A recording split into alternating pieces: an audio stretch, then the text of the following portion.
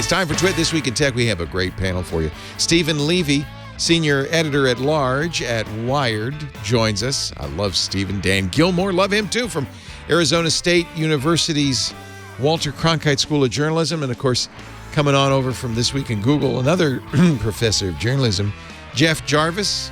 We'll talk about the end of magazines as we know it. William Shatner, Captain Kirk going into space. Actually, Stephen was at the last Jeff Bezos launch. We'll be asking him about that. And Peter Thiel, is he evil or just misunderstood? It's all coming up next on Twit. Podcasts you love. From people you trust. This is Twit.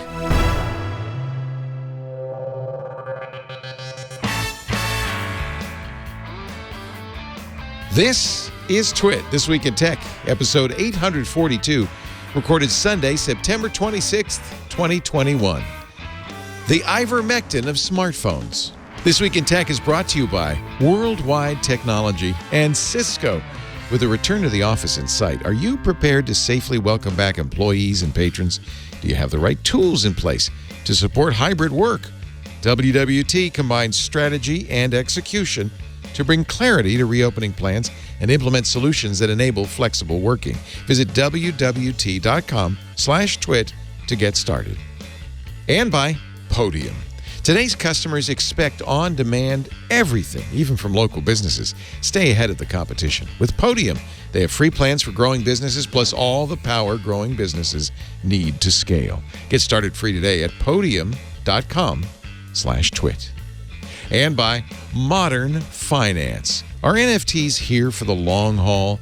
Which cryptocurrency is a fad? How does decentralized finance work? Modern Finance podcast, hosted by Kevin Rose, looks to answer these questions and many more about the investment marketplace. Download and subscribe to Modern Finance wherever you listen to podcasts and get ahead of the future of finance. And by Stamps.com. Save time and money with Stamps.com. There's no risk. And with my promo code TWIT, you'll get a special offer that includes a 4-week trial plus free postage and a digital scale. No long-term commitments or contracts. Just go to Stamps.com, click the microphone at the top of the homepage, and type in TWIT.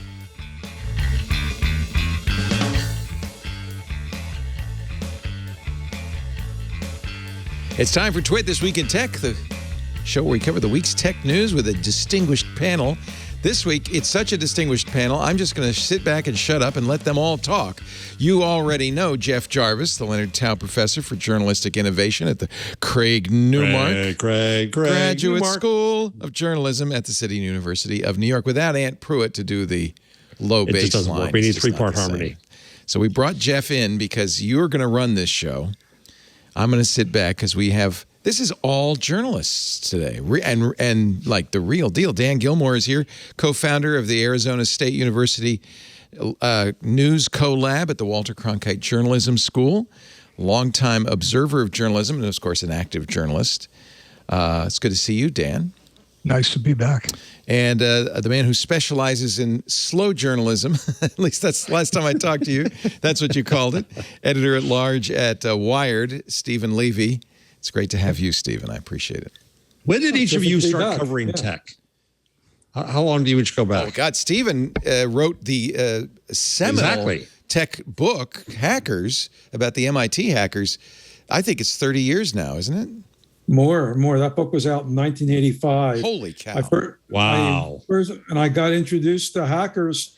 An assignment I got in 1981 resulted in a 1982 story for Rolling Stone called Hackers in Paradise. So the very early 80s is when I started. Wow, Uncle Steve. That's pretty much when computers started. Well, yeah. At that time, most quote computer journalists were hobbyists. Yeah. And at the end of the story, they would put a little thing with their address and phone number in case you wanted to connect with them and call them up and ask them to type in a few lines of code or something. That was me, actually. I was writing in Byte magazine in the early 80s as a hobbyist.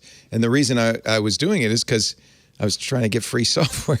So I'd refuse software and hardware In fact, I wrote. So when was your first tech piece? Me? Yeah. Probably around 80. It was pre-IBM PC, so it would have been 80, 79 or 80. Right around that time. Dan, when did you start? I started using it in the 70s, but as far as writing about it, probably not till the mid-80s. Yeah. You were a sports writer for a while, right? Never. Never? Why do I think that? I don't know why. I started as a rock critic. Now you're talking. Actually, I always use an analogy talking about tech, because when we were in the early days of tech, when it was hobbyists, it was a lot about speeds and feeds and what your processor was and how much RAM you had. And I always liken that to the early days of stereo magazines like Hi-Fi. Yes. Where it wasn't even about the music. It was like you listen to the 1812 Overture because there was cannons and ringing bells, and that really tested your subwoofers. And it wasn't until roughly around when Rolling Stone happened, that suddenly it went from being about the equipment to being about the content. And I think we had a kind of an analogous transition in technology where Apple and Microsoft both announced new computers this week. Microsoft mentioned, processors and RAM, but Apple barely does anymore. Oh, I don't know about that. They have a whole lot of crazy made-up buzzwords that describe the technology and their chips. And I think, we could talk about this. I think the big shift in Apple is its move from a design company to a silicon company to a chip company. Well, there's certainly that. I mean, the design is still premier, but you're right. But now that they replaced Intel with their own silicon. That's a good point. They are talking much more about speeds and feeds. That has suddenly become a differentiator from Microsoft. When they bought Palo Alto Semiconductor some years back, almost nobody picked up on what that meant for where they were heading, and I certainly didn't. And it was, in retrospect, that was quite the break from the past. And boy, have they made some strides with the semiconductors. I think it was always Steve Jobs' idea that you make both the full stack. You make software and you make hardware. Going back to, I think, Alan Kay saying, if you want to control technology, you've got to make it all. You can't, outsource the software. You can't outsource the hardware. It took them 30 plus years, 40 years to do it, but they now, and they're still not doing it. They still have what Tim Cook calls legacy nodes, old chips that they have to put in their stuff, but they're rapidly moving in that direction. But I think it's also where you're headed here. It's the Clay Shirky argument, not that he's the only one who makes it, but that the interesting thing starts happening when the technology becomes boring. Yes. I think that's and I think we may be at that point, because you've complained, Google didn't do anything this year. What the hell? And I think that's actually a good sign, is when because that democratizes it too. It means that we don't feel as intimidated by it. We have more power over it. It's it's just a pretty impressed. Let me ask. Seems to me we have less power over it every year because control is accruing into these companies more and more, and that's a separate issue. But the more Apple locks down everything, the more control it asserts over its entire ecosystem, even if a judge will push them a little bit in one direction. I'm not sure that Congress ever will. That'd be a good conversation for the three of you. Big tech and the threat big tech poses or does not pose to our polity. Certainly we talk about it on This Week in Google, and Jeff, I think it's safe to characterize you as on the side of big tech a little more than on the side of government. No, I'm on the side of the internet and fearing regulation of the internet through big tech. Which puts you on the side of big tech, really, in a way, because Thank you, Stephen. I've been telling them this all this time. I wish they were a better ally for the internet, Stephen. They are often, especially Facebook, they make it real hard to defend the internet sometimes, as long as they're proprietors. But they're not forever proprietors. That's my point. Did Stephen, when and this is for everybody, but I'll start with you, Stephen. I was certainly an internet optimist. I was of the the what is it? People of the internet. John Perry Barlow. John Perry Barlow's fabulous manifesto. I thought this was going to democratize. Everybody's going to get a voice. It was going to change the world. It was going to disintermediate. The incumbents would tumble. And in fact, some of that happened, but I think I didn't really anticipate the negative consequences of it. Stephen, were you an optimist back there in the 80s about what technology would bring? Well, I tilted towards the optimistic side. I always had an eye out for abuses and things like that. I had a skepticism to anything big. Look, I thought it was a way to smash the oligarchy of telecom and all sorts of other nodes of control. That this could take it down and would amplify individual voices. Facebook's proved that amplifying individual voices could be the most dangerous thing that could ever happen. So I think that I've always used the term, among many people using the term about this being a double-edged sword, but I didn't realize how sharp that bottom edge was. Had we known better, is there something we could have done? Oh. Lots, but each of those things we imagine now could have had other consequences, right? Like the folks who argue that anonymity is bad and that's what caused the evils. Well, if we had created a system from the beginning of verified identity, then it'd be even better for the authoritarians. It'd be even worse for vulnerable populations. So the problem, yes. I mean, I think the thing I would say, Leo, is it ain't done yet. It's not, the internet is not baked. The point is that we've got to figure out how to take it back. This is what my friend Doug Rushkoff argues often, right? We take and Stephen Vadenathan, and we come at this from different ends. I was talking to Doug the other day because we're going to teach a course together in the future of the internet, designing the internet. And Doug, who wrote Throwing Rocks at the Google Bus, and I wrote What Would Google Do? And Doug laughed at some point and he said, we end up at the same place, but we get there differently. He said, Doug said, I want less evil, you want more good. But we end up at the same place where we want to take charge of the internet again. We want to own it again. We want to imagine what it can be again. And I think that the question is that possible? If you think that it's done and that Google and Facebook and company are the forever proprietors of it, yes, then that's cause for suicide.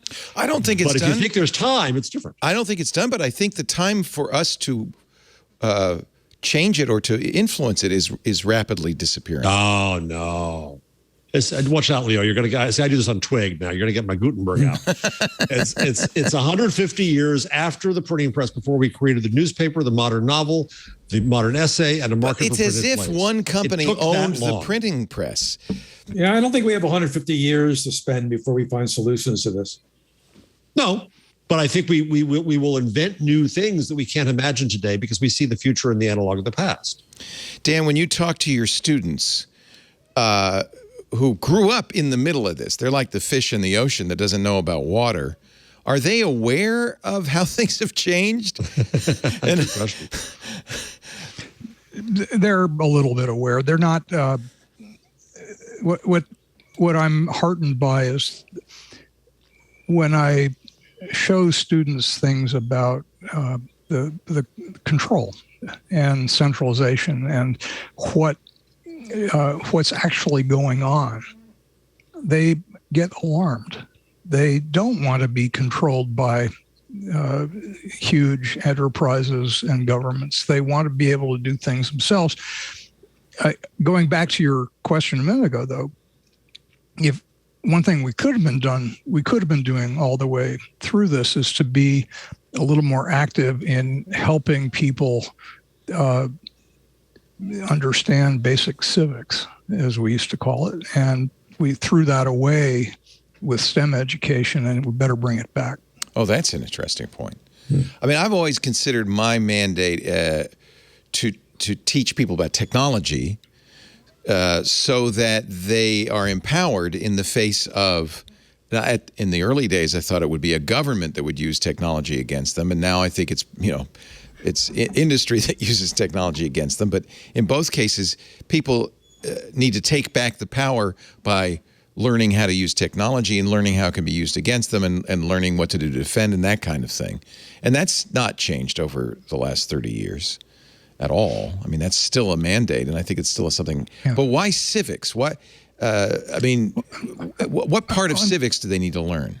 Well, I'm talking about in a very broad way. I'm talking about participation. I mean, let's stick to the U.S. for the moment, but we talk about democratization of things that if participation is the duty we have in a democracy, it's not just voting, it's participating in developing our future. And technology is giving us incredible tools. That's true. To do that if we choose. Yeah. But we have to do it better. And so Dan, I'm sorry. Go ahead. Can I ask you a question, Dan? Yeah. So civics is normally tied with the nation and government, right? So let me ask you to spread that out and say, what does internet civics look like? What does internet governance in your vision then look like? What's the civics of the net? That's something we're still trying to understand and figure out, but it does start with recognizing that we are all part of it. We're not these endpoints of consumption where all we do is sit in front of a screen and go like that. It's something much more interesting, which is that we're, instead of consumers, and we've known this for 20 years, but we're starting to maybe do something about it, but consumers are participants and creators and they're collaborators if we help them do it. And we're not doing enough of that. And we're not helping people understand what they can do themselves.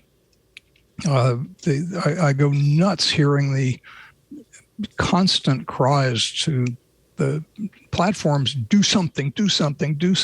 Well, what exactly? And what can we do? What can we do about some of this ourselves? Which was your great optimistic book, which I loved, which was also an text for me, which is We the Media, which you wrote down in what year? 2004. I would point out that there are 3 chapters about what could go wrong. And I confess I did not anticipate how badly things might go wrong. And it preceded social media, except for what was then social media, which was blogs. Those were the days. You can't anticipate what's going to happen. At least I'm not very good at it. I think Stephen here is the only one who's got the cred for having done that for a long time, and Leah is there too. But I'm not a good predictor of technology. I just know it's going to get faster and more connected.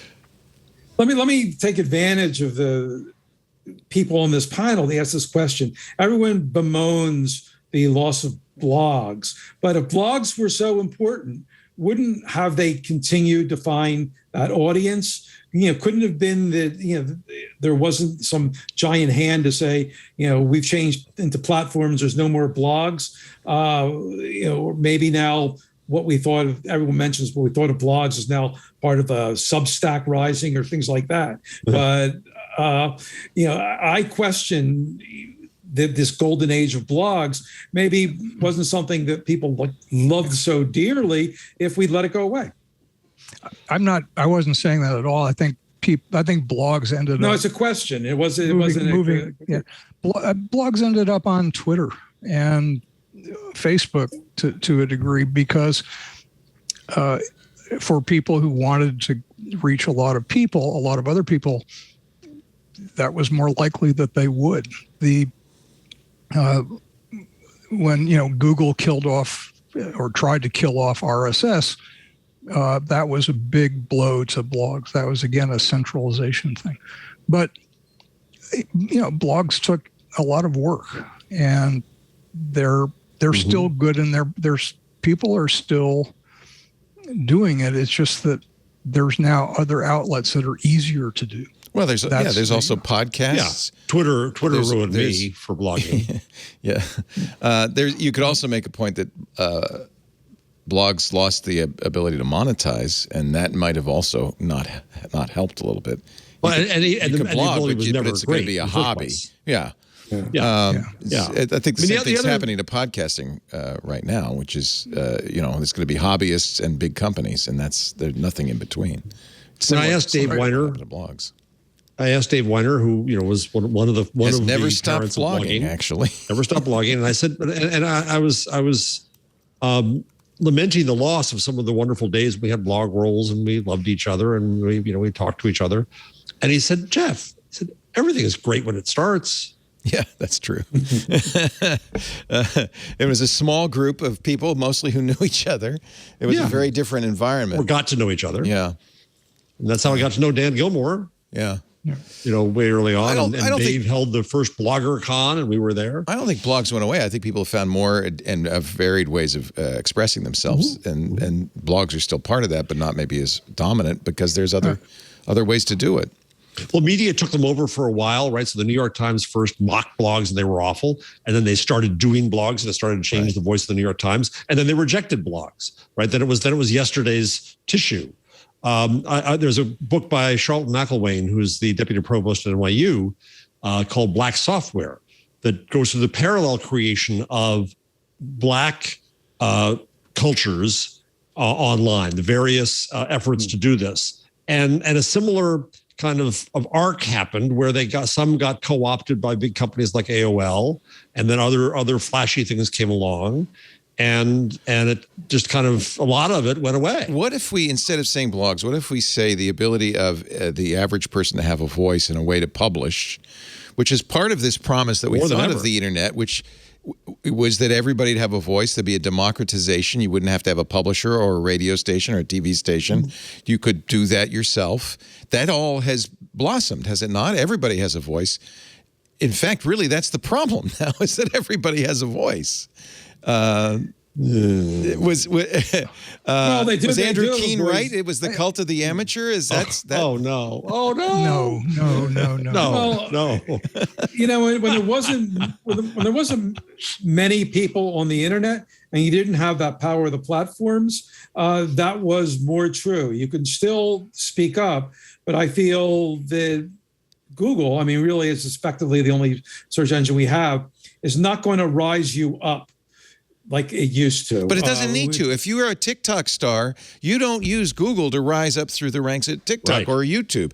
So, which is a Google property. The content you do really isn't what we're talking about. When you look at what goes viral on TikTok, it's not the same kind of thing. It's an entertainment channel. I know there's satire and other things in there, but it's a different kind of giving voice you see on TikTok than you used to have on blogs, or even that you do have on Twitter. But this notion of going viral is a vestige of mass media think, that the only things that matter are the things that are big and that scale.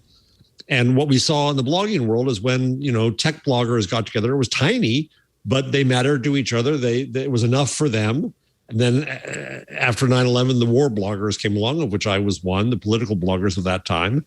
And when we had our communities, and I think the same could be said of Black Twitter today, for example, where you don't need to have everybody, and scale matters in the business model. It doesn't necessarily matter for the good of the communities involved. The formation of community of various kinds in all of these spaces is kind of the most interesting, where it's large community, small community, middle, but as bad as some of them are, the Facebook group has had a huge impact in a lot of places. And I'm thinking about geographically, the small town we live in next to San Francisco, there's no journalism ever done by traditional media about our town unless something bad happens, or there's something that they find annoying and want to write about, or cute. And Yet in the Facebook group for our little town, that's where the news is. And it's very useful. It's not like people are posting just stupid things. It's a well-moderated place where we tell each other what's going on and people research and find out.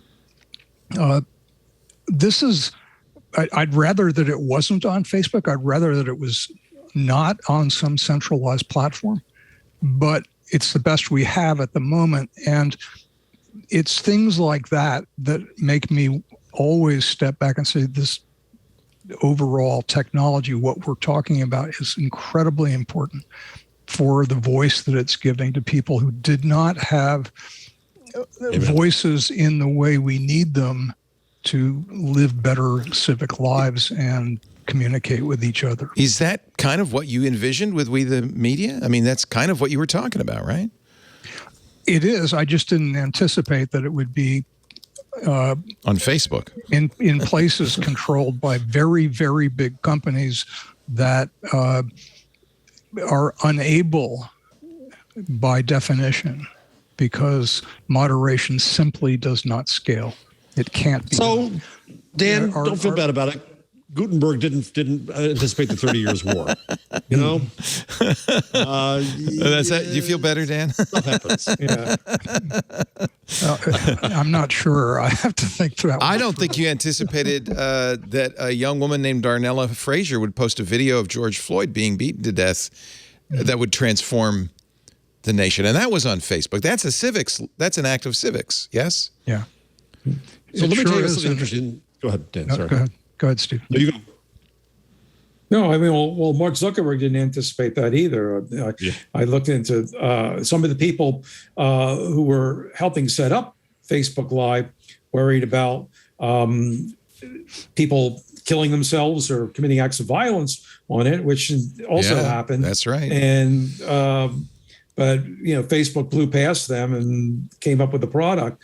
When you have that critical mass of people, that network effect of people, all kinds of things can happen.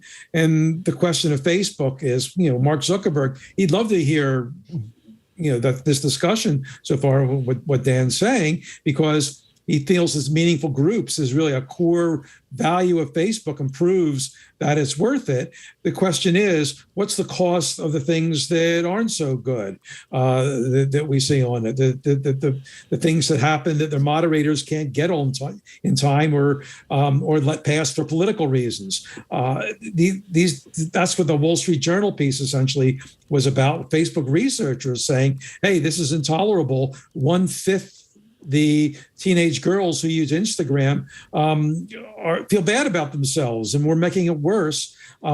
Is that worth the trade-off there? Is it something that's like a fender bender in this accumulation of good stuff, or is it like a plane crash? And a lot of people feel it's the plane crash. You have to greatly minimize that kind of stuff. 1/5 the teenage girls on Instagram are millions of teenage girls. And, to have one company making millions of teenage girls feel bad and some percentage of that feel really bad and have mental health issues is something that people find tough to swallow. So, Stephen, it's tough to swallow. Go ahead, Dan. Sorry.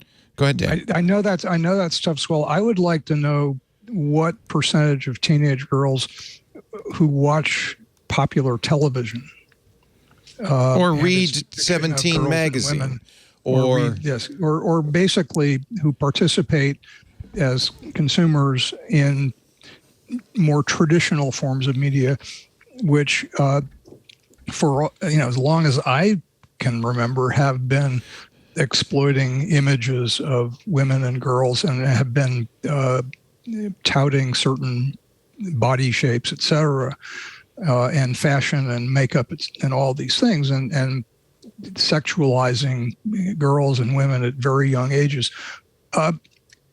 Did they feel worse about themselves? I don't know the answer, but I bet you there's research that would tell us whether this is a whole new thing or something. Well, I'm sure there's been research in those things, but I think the stuff we saw come out in the journal was research by the super experienced expert PhD level social scientists, people who can get a job at any great university. These people at Facebook that did studies that showed, all that other stuff aside, the impact of Instagram, alone, isolated, was worse. The people who watch TV and read magazines and did all the other things with Instagram on one hand and without Instagram on the other hand, that was the difference. So presumably they isolated Instagram in making their conclusions. The trick, obviously, is how do you preserve the chance for Darnella Frazier to post that video at the same time? I mean, it's the double-edged sword. I don't understand how you can preserve the good and get rid of the bad. So, Leo, can I address that directly? Because I had a bit of an epiphany this week, and when during a session that was put together by someone at the behest of the Facebook Oversight Board. And it was Chatham House rule, and so I'll talk about what I said and thought.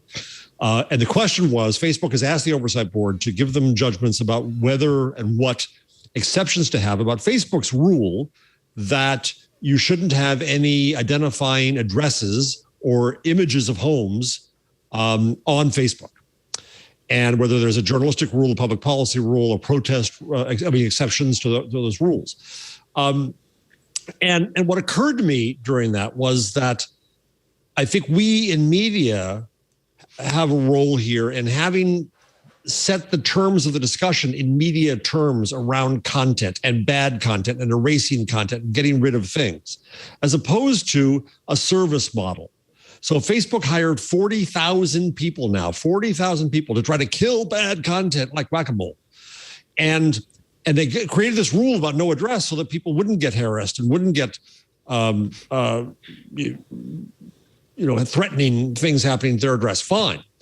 But at the same time, people put up their pictures of their Christmas tree lights outside their house, or I put up pictures of my house after Sandy, or there's other reasons to do it. But the desire to have a rule that an algorithm could enforce, and 40,000 people could enforce in a content-based world, was any address bad. And it occurred to me two things. One, if George Floyd had been murdered on the driveway to his home, the algorithm might have killed the video before we saw it, because you're trying to make a generalized rule about something. And second, what if instead of 40,000 content moderators, Facebook had 40,000 customer service people? And if someone felt that they were being harassed, they had someone who they could actually reach. But that's not the ethos that they have. You can't get any customer service at any of these companies. And so it's not about the problems. It's about, we must create a rule that gets rid of all this stuff so we won't be in trouble anymore. And that is broken. Point, there's not 40,000 content moderators. I think that Facebook says there's 40,000 people involved in safety and security, includes those moderators, most of whom are on contract. Right. The last figure they gave for the moderators was 15,000. And if they were customer service people, they couldn't handle a fraction of what they handle now. They have about 40 seconds to make a content decision on average on the things they say. I actually visited for my book, Facebook, The Inside Story, in case you're wondering. As well you should. Perfect. There we go. And they, and these people, check into the office, or they used to check into the office. I think some of them are back in the office, and they just make a lot of decisions. A lot of them are really clear cut. Other ones aren't clear cut. Generally, they make them anyway. And the difficult ones, they kind of kick to a level upstairs. The really super, super difficult ones go all the way up to Mark Zuckerberg. But there are so many decisions that's the problem. They can't sit there and make nuanced judgments, and they understand this, and Facebook feels that ultimately the answer is, well, we'll have an artificial intelligence to make zillions of these decisions. And a lot of stuff, matter of fact, is adjudicated sometimes even before it appears by artificial intelligence, but still that's just a fraction. And when I asked the moderators, I said, do you ever feel that an AI can do your job? They just burst out laughing. That's just ridiculous. And the fact is, it's hard for a human to do, let alone a machine. Exactly. It's one of those things that humans find it difficult to do. And it's particularly difficult when you don't have enough people in the different cultures and languages that Facebook covers in the world to make those decisions. It was patting itself on the back recently for saying, "Oh, we got these things solved or were addressed in 50 languages of the 200 or whatever it is languages that Facebook is in." Right. So wait a minute. What about the people in the languages you don't cover? You don't get to pat yourself in the back because you cover some, but not all of the countries that you're in. Is it your sense from writing the book and your research you did that they are men of good and women of goodwill and that they want to solve this, or that they're using AI and the scale problem as kind of a shield? I think there are men and women of goodwill, but the will gets weak when it comes to conflicts with growth and things like that. And particularly, that goes to Mark Zuckerberg. I don't think he's a Bond villain necessarily, but he when decisions come to him and he looks at it and says, we could do a better job of this problem if we adopt this course that's going to cut down the time spent on Facebook, he'll step back from that. Yeah. Ultimately, he's motivated by us making the company successful. Yeah, he wants the company to remain successful for the future as far as you can see. And in order to do that, he can't slow down. He doesn't want to become Sun Microsystems, whose former campus is now part of the sprawling Menlo Park complex that is mostly empty these days. But and that's why he didn't take down the little sign that says Sun on the back of the board there on Facebook Way. If you walk around, that's interesting. Sun, you can still see Sun. He wants a reminder that they're not going away.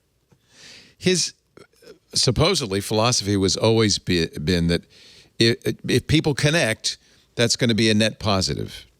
Does he still feel Definitely. that way? I think he still feels that way, but he will readily admit now that it's a little more complicated than that. And there's also going to be a lot of negatives, and Facebook will never get rid of all the negatives, but will do its best. That's where he comes out. Stephen, what do you think of him? Because you had more contact with him as a journalist than anybody. And you've seen, I also saw him in the early days, much more than I have in recent times. And he changed, he grew up. What do you think of the progression of Mark Zuckerberg, one way or the other? I think it's interesting. I mean, do people change? I think he's grown. He's had a kid. He's gotten married. He's certainly more of an adult. Yeah, and his personality has matured. I think he's always been the kind of person who is slow to trust other people. And I think if you go through a few years of the intense criticism, and a lot of people hate the guy, and that wall doesn't come down. He also understands that he's got a lot of work to do. He constantly says it, but he's a stubborn guy. He's a guy who won't make a big change until it's utterly clear to him that you have to make that. He believes that he'll come to a conclusion. He'll listen to all sides of an issue, and then he'll come to a conclusion. And then it takes a lot to move him off it. That's so different from move fast and break things. Is that just it's interesting. Move fast and break things is a product thing with him. You look at something. I wrote a column once about the Facebook Oversight Board, which you mentioned, and he thought of the idea. The idea was presented to him in early 2018, And, it wasn't until 3 years later, then they got it going. So I mentioned, when it comes to something that serves the community like that, and, might impact negatively on the product, then it's move slow and think things over, guys. It isn't move fast and break things. He's going to be facing the music a little bit after the Facebook Files series in the Wall Street Journal. Apparently, the whistleblower has now gone to Congress and, according to the Washington Post, offering the same trove of documents reviewed by the Journal to Congress. And in fact, Facebook is sending their global head of safety to testify about kids' safety on Thursday before a Senate committee.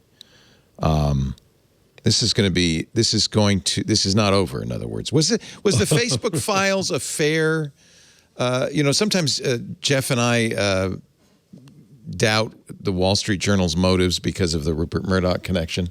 Do you think the Facebook Files was a fair take on what Facebook is doing? I think Facebook could have some legitimate gripes about the contextualization of it. I don't think reading the Facebook Files, you got a sense of how difficult it is to solve these problems. But I think it's fair to say that these problems are such that they demand bigger changes than Facebook has been willing to make. Yeah. Because that's a very fair statement. Facebook has testified that the company will not retaliate against the leakers behind the Journal series. What do you mean? He constantly says, if you leak, we're going to fire you. I mean, that's been the message. Then that would be an exception to their leaking policy. Let me tell you that. Apparently, according to the Journal, the whistleblower is seeking federal whistleblower protection. So they may, in fact, be protected against retaliation. He would need a food taster when they reopen the cafes and Facebook. Marsha Blackburn has received reams of documents, she says. So has the Securities and Exchange Commission. Is this the kind of thing that takes a company down? How serious is this? 7% bigger than it was last year with all this stuff going on. Yeah. Still growing. Yeah, and it's bad for Facebook because I don't think Marsha Blackburn has a clue about the context of things. I've seen her both in the room and on video expound on Facebook, and she hasn't done her homework. And doesn't care to.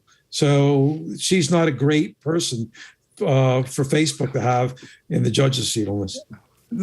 Yeah, the idea of putting Sirius and Marsha Blackburn in one sentence is but she is an elected senator. Admittedly, her motives might not be pure, but she is an elected senator. And it's also fair to note that the much of what Facebook is doing is not illegal. It's not illegal for Facebook to, operate under the First Amendment, which companies are, and moderate content in a way where things happen that make people feel bad or, even imperil the mental health of people.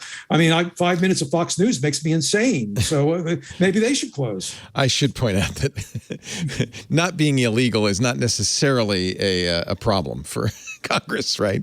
There's ways to make it illegal if it is legal right now. Well, no, we still have a constitution for now. We have for the First Amendment, but honestly, at this point, Facebook has annoyed the left for one reason, the right for another reason. At least they agree on something, which hasn't been easy. That Facebook's an easy folk devil to have in the moral panic, and that's what I panic about. Yeah.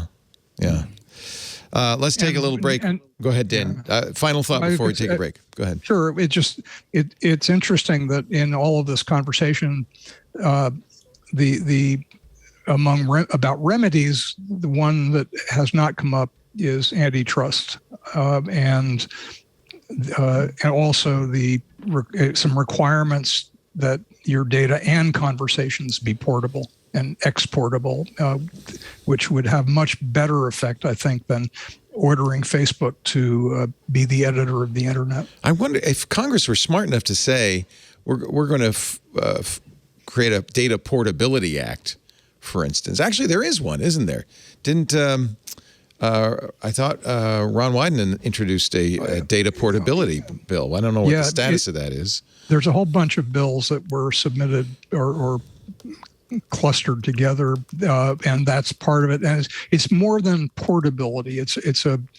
It goes into the category that Cory Doctorow and the EFF have been calling adversarial interoperability, which means basically that companies that oppose each other in lots of ways still be required to make the data put it in formats that can be used in a variety of ways and interoperate with each other, that they can't lock down everything so that users would have much more and better choices. I think this is a really great concept, although I'm not sure I'm looking forward to the Federal Department of Interoperability.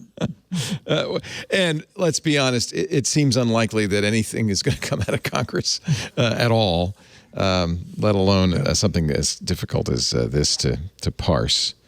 But boy, it seems like that's a good idea. California will. Yeah, California could do it. You never know what California will do. Sure. Yep. Or Europe. Yeah. Well, Europe might screw it up too. Or China.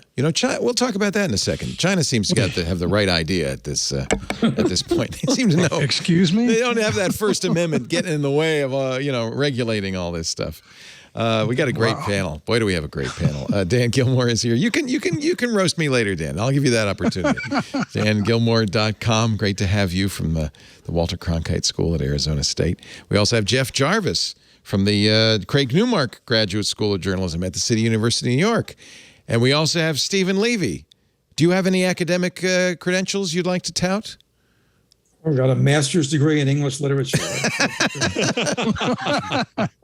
And I am very proud to have, and I wish it were a first edition, but a signed copy of Hackers, one of the greatest books ever written. And this Facebook book is really good, too. I feel bad because we had planned to interview you, then COVID, when the book came out, then COVID hit. And all of those things went by. Yeah, I could have been in the studio. Yeah, I know, blew it. One of many places I could have been. All my books. I coulda, woulda, shoulda. That panel and that session in South by Southwest. Yeah. Sigh. Our show today brought to you by Worldwide Technology and Cisco. This was actually the last trip I took was to St. Louis last year in March.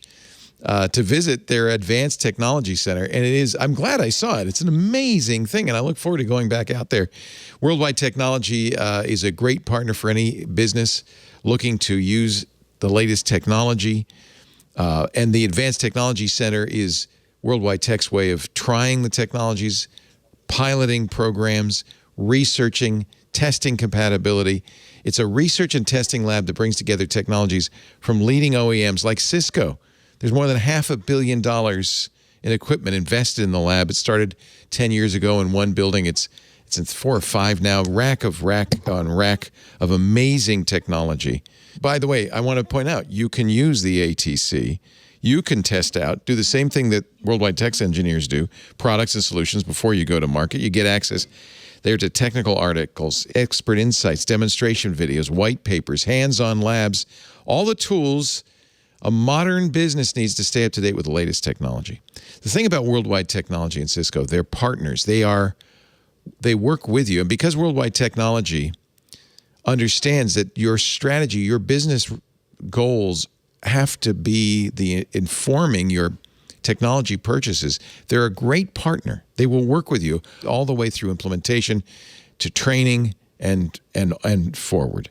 I'll give you some examples, some case studies. You can find these on the Worldwide Tech page. There was a large design, we won't name names, just mention a large design and construction firm. Pandemic hit, they wanted to continue critical operations, but they also wanted to make sure their staff was safe. And when the staff was started returning to office, they wanted a safe return. WWT came in, the consultants used expert knowledge, the Advanced Technology Center, in-depth analysis to maximize existing IT investments to improve the employee experience. How about that? They said, well, you've already got some technology here. Why don't we do some customized training with the company's diverse employee base to help them use the existing technology and the new technology? And that training made a huge difference. They worked with a state university to create new opportunities for students to connect with faculty online. WWT helped the university test and compare virtual collaboration solutions. That's what they use the ATC for instance. And then train and engage faculty and students to ensure strong adoption. This is what Worldwide Technology is famous for, their personal approach. They can not only identify the technologies you need to safely reopen, they can architect and implement a variety of solutions, things like fever screening and occupancy monitoring and contact-free conference rooms. See how WWT and Cisco can help bring clarity to your reopening plans and implement solutions that enable flexible working. Go to wwt.com/twit to get started and gain access to all their valuable resources. wwt.com/twit, Worldwide Technology. Make a new world happen. We thank them so much for their support of This Week in Tech. So I'm going to give you a chance. China, think of all the things China has been able to do. They've been able to shut down and curtail this, the ultra growth in some of their more consumer-focused technologies. They get kids to only video game 3 hours a week on Friday, Saturday, and Sunday, and holidays. Now they have said all cryptocurrency-related activities are illegal. Gee, wouldn't it be nice if we had a totalitarian government and we could just come on in and say, Facebook, this is going to be fixed? It would stop the Winklevoss twins, I'll tell you that. we talk about, and obviously I'm a little bit tongue in cheek, so you don't have to come down too hard on it. But it is interesting that they're doing a lot of the things that people say here in the United States. Gee, we should. Well, exactly. Beware. We can see where it goes. It goes toward China. I've been screaming that for years. So you're right. Some would like that level of authoritarianism, but that ain't my country. Yeah. I think Jen, you probably follow this fairly closely, given your interest in Asia. The question that I've heard a lot of people say is this because the Chinese have decided, the CCP has decided to focus more on infrastructure technology and infrastructure and less on consumer technology? I don't know. I think there's a case that a couple of things are going on, including the regime's incredible zeal to be a dictatorship and to clamp down and control everything. A free and vibrant consumer technology sector is not helpful to that. Yeah, what's been amazing to see. I'm sorry, did I step on you and finish up? Well, there was just one other thing on the clampdown on cryptocurrencies. I'm not sure that there's. Let me reverse. I think there's probably another motive there in addition to just general control freakery, and related to that, because the economy, and in particular real estate, is grossly overheated in China, and they're in a major bubble on property values and have totally overbuilt and have had companies that are wildly over leveraged, owing hundreds of billions. And it may be that in banning cryptocurrencies, they're trying to control or at least slow down the flight of capital that tends to happen from countries that are perhaps heading toward economic, really serious trouble. And of course, the whole world would be caught in that if it does happen. But that seemed pretty plausible to me. And I don't remember where I read that, but that struck a chord as maybe that is part of the motivation to just prevent too much money from fleeing the country. But isn't it more cultural than that too? Isn't it a matter of control? And if the regime could stay popular by everybody getting more money and growing and having bigger homes and buying more stuff, fine for how long that lasted. But then when trouble comes, they have to put the hammer down, and we're almost headed to an economic cultural revolution. Is that going overboard?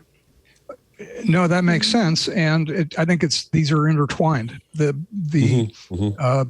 It just, if we're looking for some specific thing, because I thought this cryptocurrency ban was very sudden, and I had not. There were some things that happened that were perhaps in retrospect leading up to it, but this is a surprise to me. And when we look in our own country and other countries about cryptocurrencies, man, I think people who are speculating in those areas, who are not the insiders, who are already profited and will stand to profit even more, be careful.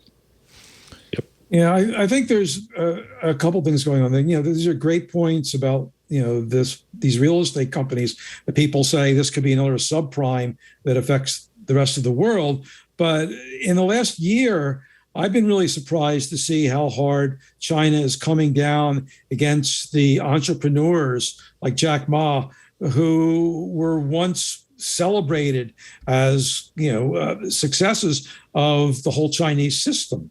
So it's almost reminiscent of what Putin did to slam down the oligarchs in Russia.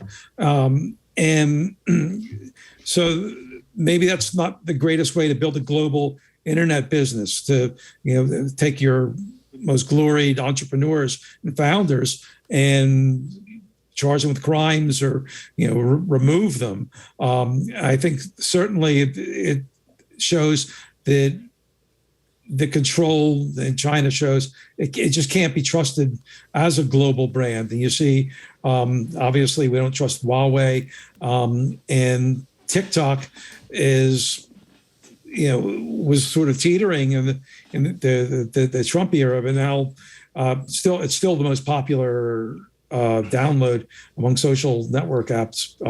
More engagement than YouTube, longer viewing times. Yeah. So but I would say that stands as an anomaly before the curtains come down on big private internet in China. Well, they were the only company. All these companies that are so popular and so universal and necessary in China that didn't break the border. Isn't TikTok the only company that really did? Yeah. And it only did so by people said that. Well, no. Some people said that was going to be the dawn of this new era, but then you see what happened with Alibaba, and Didi now is under great pressure, and China's clamped down on them. The huge success, the company that beat Uber, right? And it's not just in China, but they're the main presence in ride sharing in some other countries. So it's really interesting to see how what looked like China's participation in a global internet by nurturing these companies has done a 180. China was even cracking down on WeChat. You were talking about these Chinese-only companies that are completely dominant in China. I don't know what the status is today, but last July, WeChat had to stop signing people up. Yeah. There's another aspect to the clampdown on the social media type companies, is that the China regime is basically saying, corporations, you may not spy on everybody. We will. That's our job. The government. It's our job. Right. And you'll help us. But when it comes to who really is in control, it's us. And don't forget that. I wonder if that's a subtext of the American government crackdown. Yep. I think so. Yeah. I do have one thing to say about this rule that the kids can only play video games for like 3 hours a week. If these kids have not managed to figure out how to hack their way past that, then China really is dead. Maybe they're trying to create a hacker class. That's probably one good way to do it. Teach kids how to get around the government crackdown. That's got to hurt. 3 hours a week. Wow. Here's an interesting story from our federal government protecting us once again. Turns out the Revil ransomware, remember Kaseya, the company that It was an IT support company that ended up hacking or being the pathway to hacking many of its customers for the REvil ransomware gang. It turns out the FBI had the key that could unlock these computers for 3 weeks, but told no one that they had it. According to this story came out this week from the Washington Post, the key was obtained through access to the servers of the gang, and the FBI held it close to their vest because they were hoping, with the agreement of other agencies, to carry out an operation to disrupt REvil. The Bureau didn't want them to know that they had the key, so they couldn't tell these companies, oh, don't pay the ransomware. We can help you decrypt the data. They said a government assessment found the harm was not as severe as initially feared. The planned takedown never occurred because REvil shut down before the feds could shut them down, and the hackers disappeared. I have to feel like if you were one of the companies that had been ransomed and you knew the FBI had the keys but didn't tell you, you might feel a little reasonably a little bit miffed at this point. And what if you were in the hospital that couldn't treat you or had problems treating you because they couldn't get on their system? When I flew back from Tampa, was it yesterday? I went by and the pizza place and the Chick-fil-A was completely shut down. I thought, oh, they must have burned out their fryers or something. No, the system's down, so we can't cook anything. Wow. Right? I mean, so what's the add-on effect of that in all the victims? What else couldn't happen? Who else was victimized?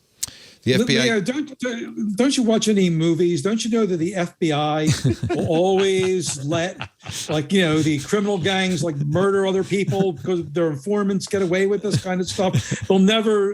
This is just mapping out FBI behavior to ransomware. Sure, right? It's like the British government not using the Enigma crypto because if they did, the Germans would know that they had cracked it. The FBI finally did give Kaseya the key 19 days after it was hit. Kaseya created a decryption tool and released it the following day, but it was too late for some victims. But it's a legitimate question, and it's not obviously wrong for law enforcement to hold on to something if it really thinks and persuasively that it could shut down something much bigger. I'm not saying, I have great sympathy for the victims that were not told, but I think this is a trade-off that's not completely clear-cut, and it may turn out this was really a bad idea, but it might not always be a bad idea. Well, yeah, if they had been able to arrest him and bring him to justice as they had planned, maybe everybody would have said, yeah, you did the right thing. Unfortunately, somehow REvil got, by the way, they're back. They left, but they're back. They're at it again. Oh, no. Yeah. So, maybe they'll get another chance. There's a long-standing history of knowing this information, but not being able to use it because it would give up your informants or that kind of thing. I'm not going to bring up there's a new iPhone. Actually, it's an interesting story. And Stephen, you wrote a great book on the iPod, I think, right? The next new thing. I did a book on the Macintosh and then the iPod. Yeah. Apple seems to now.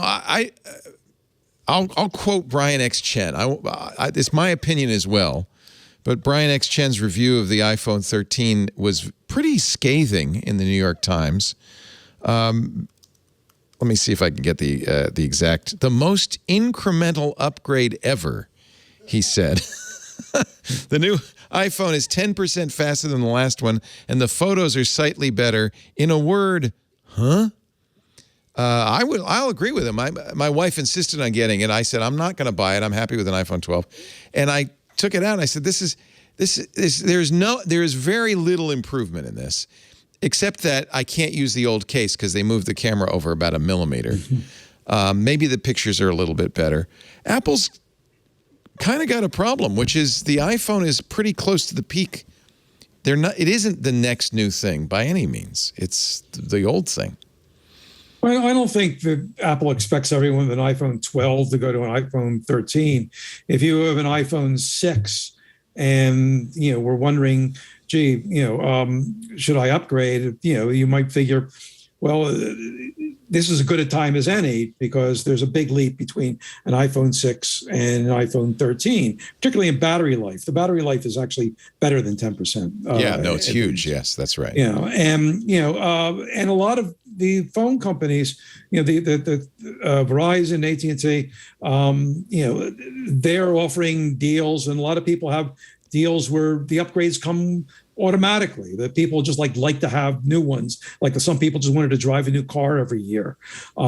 So Apple will sell a lot of these. They seem to have the chip supplies, which no one else has. But it's true that it's not an earth-shattering thing, and maybe we've reached the point where incremental upgrades are all you can do with that. And the next giant thing at Apple is not going to be, like a phone, which shatters our expectations of what a phone is, but something else. It's not just Apple. Microsoft has announced Windows 11, which is only a little bit better than Windows 10. Mostly it's cosmetically different. It's the biggest difference. And it seems to be the reason Microsoft's shipping Windows 11 is so that PC makers will have something new to sell in the fall. So it's very similar, isn't it? Yeah, I once asked Bill Gates, years ago, I think when he was releasing Vista, I said, do you really think there's going to be a Windows 10? And he looked at me, well, of course, and there has now to be. We're up to Windows 11. Yeah. I mean, that's really the point is you don't release a new iPhone every year necessarily because everybody's going to upgrade every year, but you always have to have a new model, just as there's always a new model of F-150 truck. Not maybe a big difference, but this goes back to it becomes boring, and then we figure out what else we can do with it. TikTok. That's why TikTok matters to me. Is TikTok said we're going to use these tools to collaborate in ways we couldn't have ever done before, and it wasn't really about the iPhone or Android either. It was just that the tool existed to do stuff with it, or Tensor being in the Android phones, enabling immediate translation, things we can't anticipate yet that may be done with these tools rather than the tools themselves being interesting. The dumbest reviews of the new iPhones, which are sort of an annual dumb review brigade, is best iPhone yet. Yes. Well, it damn well better be. If it were worse, you'd have to wonder what Apple's been doing all year. I will say Google, exactly. Yeah, the Pixel went downhill for a year. It did after the 3A, which was until last week something I had happily been using. Yeah, which was the best phone until last week. What's the new lead here? What are you using now? I bought the 5A. You didn't wait for the 6? No. I'm not going to spend. One reason I bought it was so that I wouldn't be too tempted to buy the 6. Which so this way it was like taking the drug before you get the disease. I got it. No, I'm right. This is my Ivermectin. I was going to say, is the Pixel 5A the Ivermectin of smartphones? I think it might be going a little too far. But it's a wonderful phone. And it is a great phone. It's the best Pixel yet. So fine. I'll have this one for a month. No,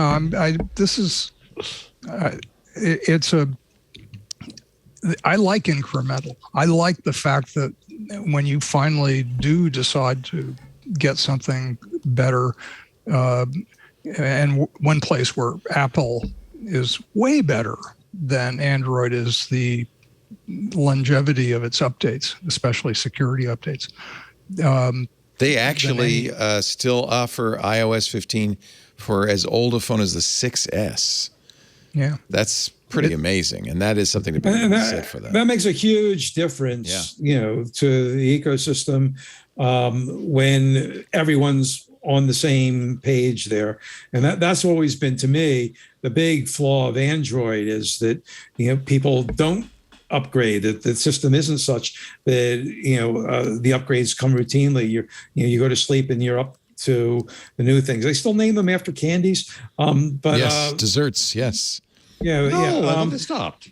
No, it's still a dessert. They don't make a big deal about it, but it's still a dessert. They don't make a little statue? They don't make a statue anymore. No. Yeah, but they're no fun anymore. Google. But that really slows down the value of the Android system because developers aren't incentivized to come up with something to take advantage of the new system right away, and the whole ecosystem suffers. I decided to forego the Pixel 5 because it was so close to the Pixel 4. I am foregoing the iPhone 13. Go ahead, Dan. You were saying something. Oh yeah, I'm not going to buy it. Lisa's got it. I looked at it for 5 minutes. News. Well, you know what I'm going to get instead, which I think is kind of interesting. Microsoft announced the Duo 2 this week as well, which is their Android device with 2 screens. And I think is kind of interesting. I bought the Duo last year, returned it after a couple of weeks because the software didn't live up to the potential of the hardware. And it may happen again this week. But I love the idea, not of a folding phone. Let me turn off the music so we don't get taken down. But of a phone with a hinge, 2 screens and a hinge, just because of the real estate. A revolutionary hinge. How about that? It's pretty anyway. Microsoft invented the door. looks like something from Terminator. This is actually a real problem in the Android world. And Google, I don't blame Google. I think the problem really with updates is that there are a lot of old Android phones because it was for a long time it still is, I guess, the cheapest operating system you could put on a phone. And and Google's sort of stuck with manufacturers that hold back the updates that it provides. That's right. And one reason Google keeps pulling more of the important functionality back into the central operating systems and making more and more requirements on the manufacturers to do it Google's way or not at all is because they realized they had to get a handle on this incredibly bad system. So I want to go back to your book, The Perfect Thing, Stephen, because this was in an era when Apple was totally dominant, that the iPod kind of took over the marketplace. Apple followed that with the iPhone, had the same kind of exact transition. Where does Apple go next? Is there the next perfect thing for Apple? That's a great question. People ask that about Tim Cook. I mentioned earlier about the Apple Silicon, and I think that really is, the advantage that Apple has now in developing its products. But we're all still waiting. The watch turned out to be more successful than a lot of people thought. It was stumbled out of the gate because Apple tried to push it as a fashion item. And that was hard to do, to charge, these deluxe versions with silver or gold for thousands of dollars when the thing about to be replaced in a year. But I think that people are waiting for the augmented reality glasses, and Apple supposedly is working on a car. We don't know whether it's going to do the whole thing or do a system for the car, but we're holding our breaths to see whether there will be that new device that we didn't know we absolutely had to have, but now we do. And in both those markets, there's existing competition to make the new thing in those realms. Facebook, as you know, just came out with a pair of glasses which don't really have augmented reality in them, but they take pictures. And other places are working on the glasses that really take the screen and put it like right in front of your eyes. Aren't those Facebook glasses terrifying? I think that's you can barely tell there's a camera. They look like Ray-Bans. What happens when Robert Scoble uses them? Yeah. I don't like the idea of a camera that's hidden. There's cameras everywhere. Where do you go? I guess you're right. Yeah. Just put some. I can get a camera that replaces this button, and you. Sure. I mean I think we've passed the point of no return, which is bad, and we need to have some laws that say you can't do that. But in the absence of that, we need countermeasures, and I'm not sure what those are going to be. Yeah. We have norms too. We have norms that say, I remember having a conversation with a New York Times columnist. I'll leave unnamed for the moment. Worried about Scoble with Google Glass. Oh my God, they're going to go in the men's room. And I said, nobody wants a picture of your junk. Norm does. Yeah, but norms are easier to enforce. Put that in quotes. If violating them, it makes you known as someone who violated them. When it becomes invisible and the violation of the norm becomes kind of default, that's worrisome. We're going to take a little break. When we come back, Peter Thiel, the topic. Great panel. I feel like we should talk about the future of journalism. I don't know. Would that be a mistake at this point, Jeff? You can talk about the death of magazines. All right. We'll get to that. The death of magazines. As the person who works for a magazine, I do that to get a rise. I just ended up paying another $5 to subscribe to your newsletter just so I could read your articles. It's worth it. As a subscriber to Wired, I'm old-fashioned. But notice, I did not pay for the delivered Wired in my mailbox version. I just want the digital version. I still get magazines, but they're mostly a pain in the ass. They're mostly like, oh, now I have to do something with this. like read it? That would be terrible. I read it online. I get the New Yorker, but I also read it online. I get the Atlantic, but I read it online. I don't need the paper version. Well, I used to buy them by the pound, double bagged at Hudson, and I haven't bought a magazine. Oh yeah, wasn't that fun? Going to the newsstand, buying all sorts of weird arcane magazines. You go on a flight, you buy three magazines, and everyone in the plane they'd be thumbing through it. Yeah, there's a Vanity Fair sitting on my bedside table. It's been there for about 2 weeks. Just folded open to the article I was gonna read. Just sitting there, kind of sad, lost, and you get to buy guilt. Is what it is now. Yeah, that's all it is. Yeah. and Wired, we don't call ourselves Wired Magazine. We're Wired. You're Wired. Yeah, it's just Wired. Yeah, I buy my guilt by the pound.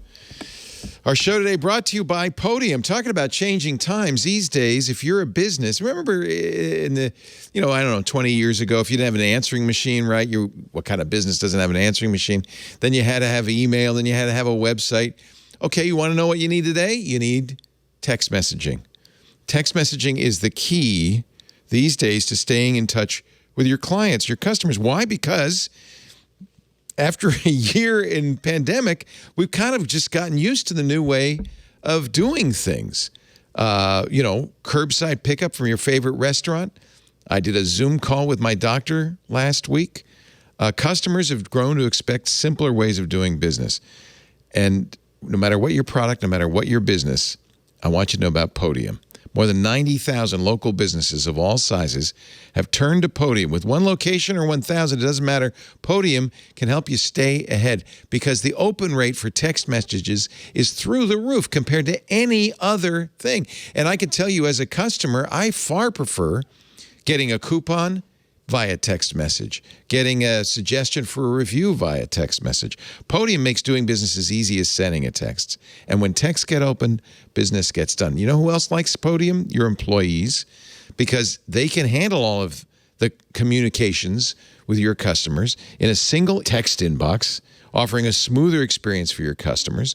If you want to answer questions, send a text. If you want to collect reviews. The other day, I left a place and I got a little text pop up, said, "How'd you like the food? Leave a review for us on Yelp." And I did because it was easy. I was there, was on the phone. That's what Podium can do. If you want to schedule an appointment or schedule a delivery, send a text. You can even collect payments with Podium via text. If you are a contractor, a home service provider, you need Podium. Because, this happened to me the other day, broke a window. So what did I do? I texted a bunch of different glaziers, people who fix the window. The person who's first to reply is way more likely to get the job. If you're on the ball, you got Podium, it's easy. You can sell, a car dealership sold a $50,000 truck in 4 text messages, a Podium customer. Lots of dealerships running profitable service centers.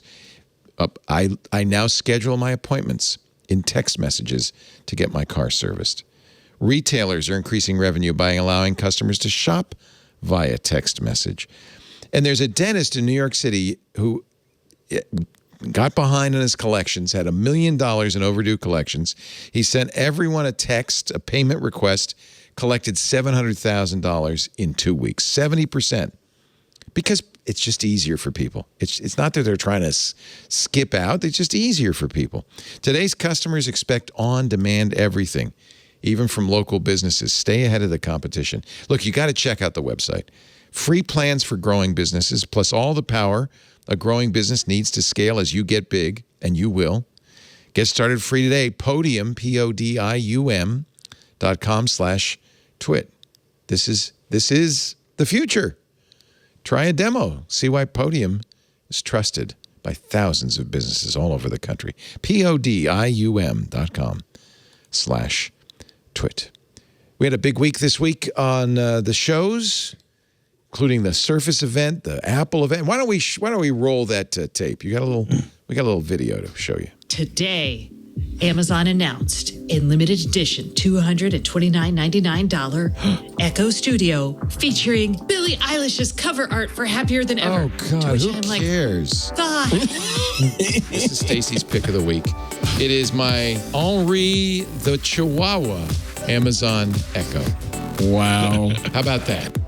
Previously on Twit. Twit News. So this is the pro version of the Surface laptop. This is a portable workstation. Oh, look at that. No, Surface Pro 8 is. Oh, I'm liking that. This is a pull-forward display. Tech News Weekly. We've got a lot of fun stuff to talk about this week, including tiny flying microchips and the team behind them. So there are principles in aerodynamics that scale nicely down as you reduce dimensions. But at some point, if you make these structures too small, then that flight dynamics kind of disappears and everything behaves like a sphere, essentially. Hands-on tech. Is it possible to make a do-it-yourself repairable laptop that you'd actually want to buy? It is. Next, the framework on Hands on Tech. Windows Weekly. I really like the Duo 2. I can't even believe I'm saying that. Me too. I went in there so skeptical, and I went up to the table, and he goes, "What do you want out of Duo 2?" I said, "I want it to be good." I just pre-ordered Precedent it. for that. Did you? I did. I hit the button. Yes, I did. Twit. I know. For help with the technology addiction problem, call 1-800-TWIT. I wish there were such a number. Well, we learned a lot this week why bumblebees can't fly, because they're just big spheres. And the framework laptop, you wanted to talk about that, Dan, right? Did you get one of those? Yeah, it's amazing. I agree. Blows me away. It first of all, it puts total lie to this notion that making something thin and relatively light means that you have to solder everything to everything else and make it upgradable and unrepairable. This thing is upgradable and repairable, and I think they're really onto something. I hope this is going to be the start of a trend, because one thing I should say, I've been buying for a long time. After I left the Mac behind, I've been buying ThinkPads and putting Linux on them, and very happy. And one thing that Lenovo does that almost no other company can match is that I have a plan where if something breaks wherever I am in the world, they'll send somebody to where I am and fix it. That's just unbeatable. But I don't travel that much anymore, and this thing is just a breakthrough in modularity and upgradability. Cory Doctorow wrote a wonderful piece on Medium about this. I recommend everyone look at it. Yeah, that's Cory Doctorow was the one who told me to get ThinkPads and put Linux on them, and buy the on-site repair. And I did that for years too. I agree. It's been great. I'm not sure I'm going to stop, and I differ with Cory on a couple of points he made in his piece. In fact, I'm going to write something up about it. But this is this is the cutting edge of something that I think we should encourage like crazy, which is the notion of making hardware less of a thing that you have to throw away or give away, that we don't have to use as much materials as we used to. Just drop in a new processor and, at some point, even a new motherboard, if that's what it takes. But everything is modular in this thing. I'm blown away. And it runs Linux beautifully. That's the first thing I did. Even the fingerprint reader works with the Manjaro Linux, which is great. Yeah, it's the further, I don't know which Linux you're using. I use Ubuntu just because it's become standard. So does Corey, I think, yeah. And yeah, I mean, I'm one of the people Corey talked into doing all this for a long time. But the one thing I don't like about this computer is that I love the ThinkPad keyboard. And if someone creates a keyboard or they create one themselves that has manual mechanical mouse buttons, then everything will be basically perfect. The keyboard is replaceable. That's really going to be the test of all of this is, will people make compatible modules, or will frameworks stick around and make more modules? Right. Because the keyboard, the screen, everything, it's held together with magnets practically, and it's very easy to take apart. And, I don't know about you, I got the DIY version, so I had to install the hard drive, the RAM, the Wi-Fi radio. Easy peasy. Yeah. It was great. Yeah, it comes with one little screwdriver. Yeah. That's the tools that you need to open it and add stuff and repair stuff. It's a remarkable piece of engineering. I'm so impressed with it. In theory, even the CPU is upgradable and replaceable because the motherboard can be removed. And again, that's going to, I think, depend on framework or somebody else. I don't know if frameworks published the schematics. That would be the way to do it. Make something that would fit and be compatible. But that's exciting. I don't know that answer to that. 10 out of 10, iFixit on repairability. So no glue. Even the battery can be pulled out without I replaced the battery on my Pixel 5 and there's all this glue you have to peel out and so forth. Yeah, I would like to see Framework do a phone. That would be interesting. A repairable phone. What a thought. You already had to replace the battery on your Pixel 5? Yeah, it's swole up. It got all swolled up and the back started to come off and I was talking about it and people said, stop using it. Stop charging it. You could blow up. So I ordered from iFixit. They send a replacement battery and they sent a kit and there's a video and they show you how to do it. And I thought, I should do this. If I'm going to stand up for the right to repair, then I should do it. I see. And I did, and it was easy, and it was fine. And it didn't blow up anymore. I didn't realize Corey had written an article and has switched to Framework. That's awesome. That's really great. He and I got ours about the same time, I think. Peter Thiel, The Art of the Thiel, best headline this week. Thank you very much, Stephen Levy. You're reviewing a new book by Max Chafkin, The Contrarian. What do you think? Well, I think, Max, he oversells it a little, by trying to play up Thiel's influence on Silicon Valley, make it bigger what it is. But by and large, it's a fascinating biography of a guy who is important and a little terrifying in some areas. But in other areas, it really is revealing about that strain of Silicon Valley, the ultra-libertarian whose real allegiance is towards just the monopolies and accumulation of money, really. Thiel, it's interesting. He's been very, very active of late in defense technology, the places he funds. And, I don't know, do we need to go backwards and actually say who he is to begin with?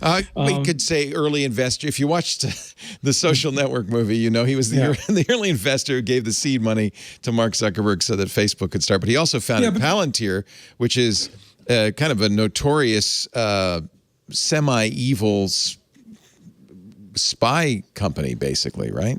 Yeah, and he actually co-founded PayPal. He was involved in one PayPal. of the PayPal mafia, too. Yeah. Yeah. He actually helped fire Elon Musk from PayPal, which is something not many people can say, right? That's a claim to fame. The thing I think is most interesting is that Thiel is basically unapologetic about saying, look, my philosophy is companies should become monopolies because then you don't have to worry about competition. Make as much money as you can. And I'm going to put my money where my mouth is and support. He was a big supporter of Donald Trump early in the campaign in 2016 because I gather he felt like this guy would be friendly to monopolies. And also, the Founders Fund, which is Thiel's VC firm, and it's where Palantir came from, and obviously Thiel was very involved in Palantir, and they have other defense companies. One of them I wrote about for Wired with Palmer Luckey, the virtual reality guy, who's very similar philosophy, right? Yeah, well, different. I think Palmer. He's not a Bond villain kind of guy. He's a fun lover. He has a whole room dedicated to candy. I know that. Yeah, I once went on a road trip to him to the Texas border to look at one of his installations of his technology. And the first thing we did, we got out of the plane in El Paso, went to a Whataburger, right? He's a real connoisseur of fast food. And, but it's interesting, not just Thiel, but these other people who say that they're like super patriotic, these other people in the Trump sphere. And in Thiel's thing, he really is disdainful of the people at Google for bouncing, a contract with the government on AI. But it seems to me if these people are so patriotic, why don't they pay their taxes? Why do they keep thinking of imaginative ways to avoid paying the taxes that would help the United States defend itself and pay for this technology they're selling to the United States? Thiel is famous, and the book gets into this, for having this multi-billion-dollar Roth IRA, right? And this is something that was done to help people, of modest means do these little retirement accounts for their own use. And he figured out a way to twist it legally, I guess, but to make it worth billions and billions of dollars, and which that was law not is being changed right now. Untaxable. You know what? No, actually, the keyword's untaxable. I actually told my daughter to immediately open a Roth IRA because she doesn't make enough money to be, I think you have to make under $144,000, but you could put money in there, after tax money in there, and any appreciation can be withdrawn at retirement without tax. That's the whole point of a Roth IRA. The interesting thing he did was, the reason why he put his PayPal stock in there. Yeah. You're not $1,700 worth of PayPal stock that is now worth more than $17 billion, I think. Yeah, but anyway, it was, but that was completely legal. I feel like. Do you think he's evil? I mean, does he think he's like a Bond villain? He's saying, I'm just going to decide I'm going to go on the dark side? Or he has a philosophical basis that says, this makes sense. Why shouldn't people try to get as rich as they can? Well, I think he's most evil when he secretly funded the Gawker lawsuit for revenge for writing about his, status, that he was a gay person. For outing he didn't him. really... he wasn't really in the closet. It was one of those things that people around him knew about it. Anyone could find out about it, but they publicized it and kind of made fun of it. And he never forgot that. And he couldn't sue them for what they wrote about him, but he saw the Hulk Hogan suit as a means to do it. And he funded some other people. And he did that secretly. And a lot of people feel that if that jury had known that some secretive billionaire was funding the suit to close down the publication, things might have gone the other way in that lawsuit. Virginia Heffernan's review has this great quote from the book about him and Musk. Peter thinks Musk is a fraud and a braggart. Musk thinks Peter is a sociopath. Okay, not a lot of love lost. No. We should point out nothing Peter Thiel has done is illegal, including the Roth IRA. That's a good summary, though. But that's a really good summary of those guys. I like that. Isn't that?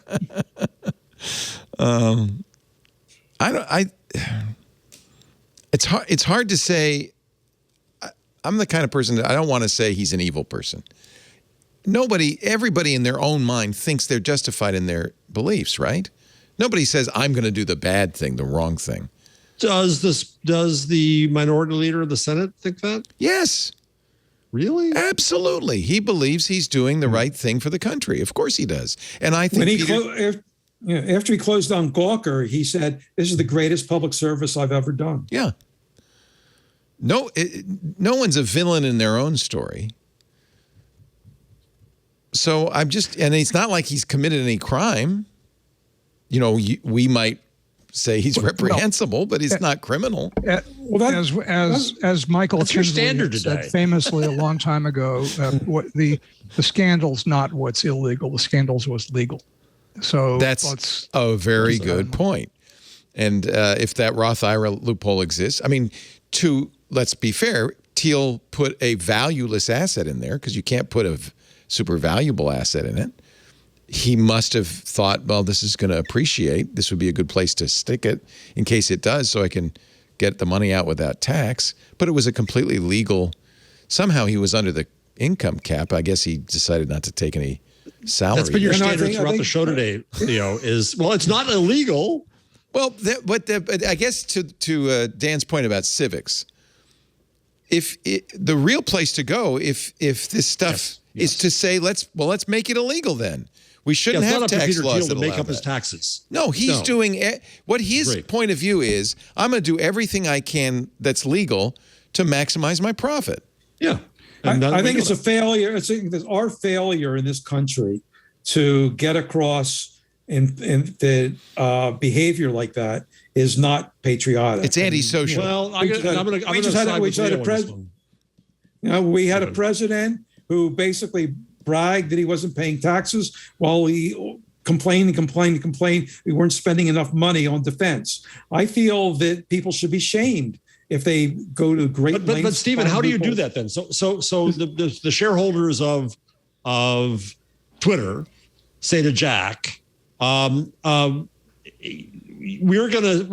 have a fiduciary duty to us to maximize your profit. And if you don't, and you're not a public benefit corporation, and you just decide that you're going to pay more taxes because you want to, that doesn't wash in our current structure. Now you want to change capitalism, okay, but in the structure of where it exists, it is up to I think Leo's point is right.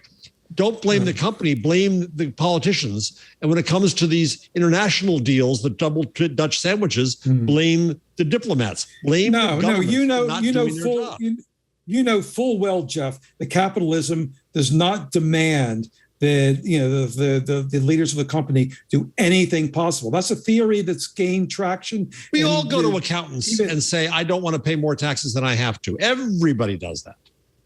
Yeah, but we don't hire lawyers to figure out ways where we could pay nothing for billions of dollars. Well, it's probably prudent also to point out that the reason those laws exist is because the same people paid as much money as they could to Congress members to get those laws in place. That's where the maybe start with campaign finance reform. Maybe start with taking the money out of politics, because those laws exist entirely for that reason.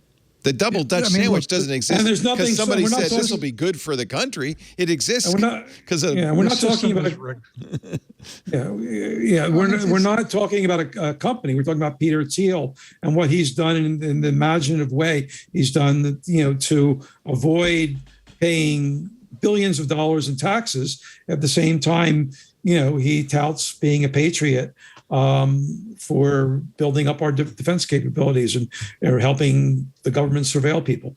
Palmer, the thing that you visited that Palmer Luckey built was a surveillance system on the border, right? It was designed to support the wall. Yeah, it was a smart wall, so to speak. And I have to say, that was an unbelievably fun trip. It was almost like Hunter S. Thompson goes to Texas, right? Yeah. We went there in this ranch It had this amazing history where Texas Rangers had a kind of a border war, like back around the turn of the century. And, it had, the great characters, and we were way in the middle of nowhere. I mean, the closest, thing to where we were, like maybe about 40 miles away, was this little Prada art installation from near Marfa, we posed. And let's not forget a Whataburger. Well, that was on the way. Yeah. Oh, okay. Yeah. Very important. And we stayed the night in a little place called Van Horn, Texas. And I wound up there a couple months later watching a launch of Blue Origin. So I think I've probably been the only journalist ever to go to Van Horn, Texas twice in 3 months for 2 different stories. Somebody Did used you see the Bill word Shatner shame. there? Go ahead, Dan. Somebody used the word shame in this conversation. That was me. That was me. Yeah, I was just thinking, you can't really shame people who don't have any shame. They're proud of the stuff that we think is shameful. They're thinking, gotcha. That's their response to the idea. You can't possibly. Well, if they're not greeted or snubbed by the people around them, that's different. Now the people who say gotcha are surrounded by other people like that. I mean, we have to change the mentality of it. Things can get changed. That's norm setting. Yes. I mean, it's the same. I get people yelling at me when I say that it's time to shun and shame the anti-vaxxers. And, well, no, we're still going to convince them. No, we've given plenty of time to convince them. And people get mad at me, and I don't care. So that's how we set norms in society, is by negotiating them. And is at some point by shunning and shaming people so that the price becomes too high. But there has to be, for people like this, some sort of nihilism where they've decided everybody is pretending there's good and bad, but really everybody's out for themselves. And so I'm not doing anything everybody else is doing. There has to be some sort of mental gymnastics that they're performing. So I don't think they have shame. I think Donald Trump's a good example. I think it hurt him deeply that the elites of New York never accepted him, but I don't think he was shamed by them. No. If he had been, I didn't see any modification to the behavior. So, I don't think he showed any shame, and I doubt Peter Thiel feels ashamed of anything. Well, and the biography kind of gets into the early days, and if you want to play a Cracker Barrel psychologist, you could say that he was bullied as a kid because he was kind of like a weird kid who just loved chess, and probably the people around him picked up that he was gay, and he and were mean to him. They bullied him, and so he buried shame. He said, "I'm not going to be ashamed of myself." And then he goes to Stanford, and at Stanford, there's at the time he went, there was a group of people. It wasn't the majority, but it was enough of a community of right wingers who really enjoyed making owning liberals, let's say, and baiting them, that where he was accepted within that world there. So so those tendencies, as very right-wing libertarianist kind of tendencies, got rewarded from the people around him, and and you want to say that helps explain it.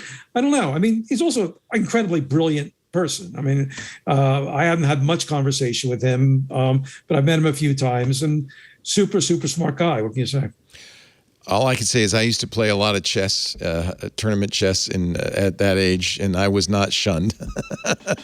Playing chess by itself is not necessarily shunning, although I gather he's pretty good. You talk about him playing blindfold chess at a founders conference, which is not an easy playing against Collison, the co-founder of Stripe, who was no slouch in intelligence himself. Yeah. I'll quote Heffernan again for one quick second, and some of your listeners may find this deeply offensive. Young Thiel had the usual dandruff club hobbies. He played Dungeons & Dragons, read Tolkien, and aced the SATs. Story of my life. But you don't have to be a nihilist just because of that. I'm just saying. I think you can go a variety of ways. I'm not gay, so maybe that was what put him over the top. I don't know. Maybe he was shunned. Where did he grow up? Did he grow up in Texas? Where did he grow up? No, it was New Jersey, California. California. All right. What do you got a problem with Jersey? Did you presume the guy's from Jersey? Well, what is this? I'm just saying. What is this? You got a problem with us? A lot of people grew up in Jersey. You're a little warped. I'm just saying. That explains everything. Jeez. All right, let's take it. It's interesting. At Facebook, there's this great contrast between Mark Zuckerberg, who is who among his peers, he could be fairly popular. He wasn't like the outcast you see in the social network, but not kind of overwhelmingly popular guy who with charisma. And Chris Cox, who is one of the top executives of Facebook, who is a super smart guy, but with the life of the campus on Stanford, sort of like the anti-Peter Thiel. Huh. And he played in a reggae band, and he was athletic, and just charmed everyone. So he's like the person. Some people told me that like Mark would really like to be Chris Cox. Oh, that's interesting. Not anymore, right? Didn't Cox go apostate? No, he's back. He's back. Oh yeah, he's back. Oh. Okay. They keep pulling me in, I think is the quote. Let's take a little break. We got a great panel. I've got to find some way to get them to start talking, though. They're so reserved. It's Dan Gillmor from Arizona State at the Walter Cronkite School. Great to have you. Stephen Levy, legendary slow journalist, editor-at-large at Wired. And you're calling me slow? You said it. I remember at a foo camp. You said I do slow journalism. You're not that slow. You actually you're writing a lot more than you used to. Not talking about intellect here. No, like slow food. I think it was like the idea was like slow food. I take my time. You're like a fine barbecue, Stephen. Yeah. I've got a big green egg out there. I love my big green egg. That's what we'll talk about in the next segment is barbecue. Sure. Jeff Jarvis is also here. Jeff from This Week in Google, buzzmachine.com, and of course, the Craig Newmark Graduate School of Journalism at the City University of New York. Our show today brought to you by another friend of the show, Kevin Rose, the dark tipper from Tech TV. And of course, Kevin is a smart investor. He founded Dig, invested early in Twitter and many other companies, worked at Google Ventures. He's now at True Ventures. This man knows finance. He also is a damn fine podcaster. You may remember Dig Nation, one of the most successful of all time, podcasts of all time. He's got a new one. It's called Modern Finance. The world of investments has changed. Bitcoin, NFTs, robo-investors at the tip of everyone's tongue. How do you know what's right for you? Modern Finance helps to demystify crypto, decentralized finance, and more. Kevin is a perfect guy to host this. Listed as a top 25 angel investor by Bloomberg, one of the top 25 most influential people on the web, according to Time magazine. His job? Demystify crypto, the world of NFTs, without dumbing it down. He's so good at that. In fact, I didn't know anything about NFTs until it was actually their debut episode, which I think started at the beginning, where they explain NFTs. There's 2 shows on the feed for Modern Finance. The weekly consensus episodes that explore the weekly news, distill it into digestible information. And then the second show is deeper interviews with crypto founders, NFT artists, the top experts in this field, entrepreneurs. It's a great way to learn about it. Even traditional finance hacks, everything. Don't let your crypto guy friend be the life of the party. But listening to Modern Finance, you'll feel well equipped to discuss and understand the crypto and the NFT landscape. You'll feel informed about your investments. Don't miss out on the next big thing in crypto or in NFTs. Join Kevin Rose on the Modern Finance podcast every week so you don't miss a beat. The financial landscape's harder than ever to navigate. You don't have to do it alone. Download and subscribe to Modern Finance wherever you listen to podcasts. Look at all these episodes. He's been just cranking them out. So much stuff. I'm a little behind. I got to catch up. Modern Finance. Go to modern.finance or subscribe wherever you listen to podcasts. Don't be the last person on the next train out. Listen to Modern Finance and get ahead of the future of finance. Kevin's great. He's also very entertaining. Love him. Thank you, Kevin. Modern Finance. Everybody should listen to it, right? And we'll get Kevin back on Twit soon. You were talking about Peter Thiel being outed, and I forgot that Owen Thomas, the guy who was writing for Gawker who outed Peter Thiel, has been on the show many times. He's one of our contributors. Love him. Great guy. I don't know if he's happy about the fall of Gawker, although Gawker's back, isn't it? I don't know. Is it the same? No, new ownership. Are they still kind of, not as tough as the old Gawker? Oh, that's too bad. Although I see they have a column called Cannoli Ingus, so I don't know what the hell. They try a little too hard. They're trying a little too hard. This thing's terrible. Here's one. Mayim Bialik is destroying Jeopardy. You could have written that one, Jeff. Are you over her? Or, is she full-time host now? No. She's going to share the hosting for a while they figure out what to do, which should be to fire all the Sony executives who screwed this up so Boy, did they screw it up. Boy, did they screw it up. But, I think it's a testament to how good Alex Trebek was. There's something about that show. It's a hard show to do, and he's very hard to replace. Somebody suggested, actually, this is from the Gawker story, and I agree, a comedian like Mark Maron would be perfect. Maron's just got that right attitude for the whole thing. I don't know.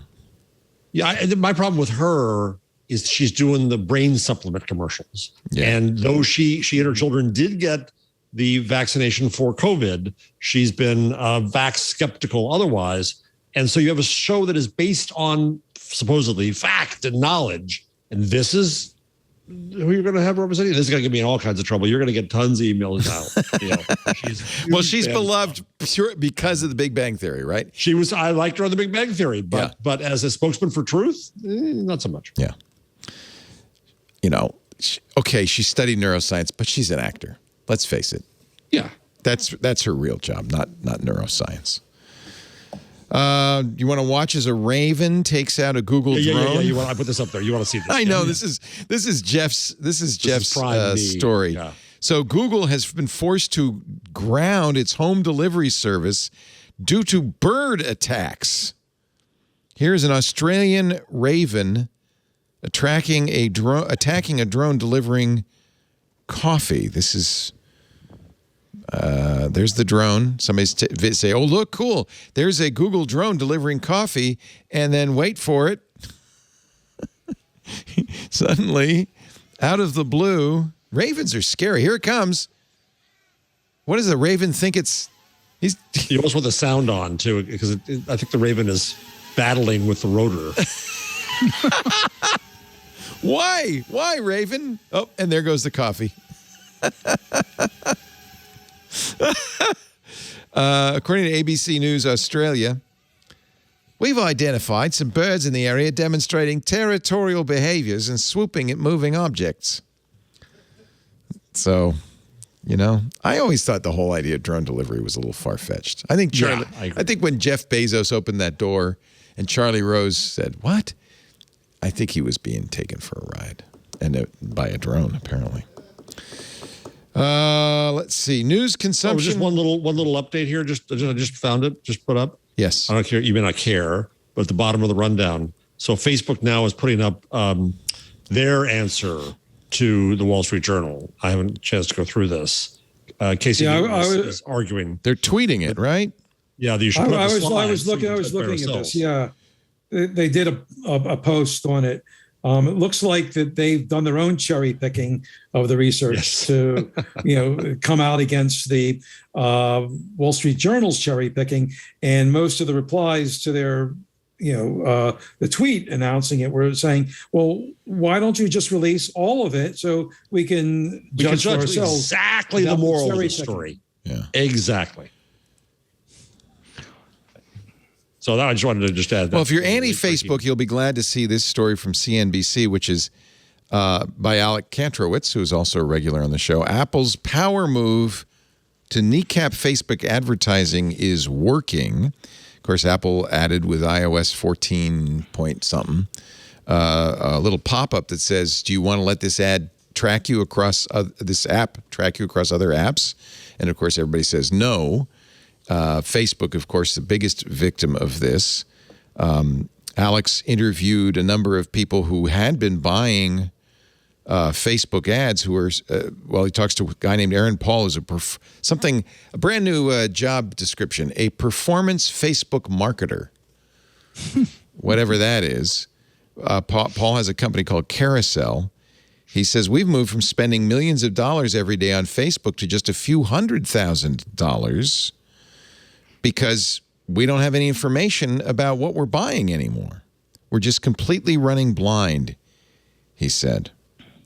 Now, in my book, making the job tougher for a performance Facebook marketer seems like probably a pretty good idea.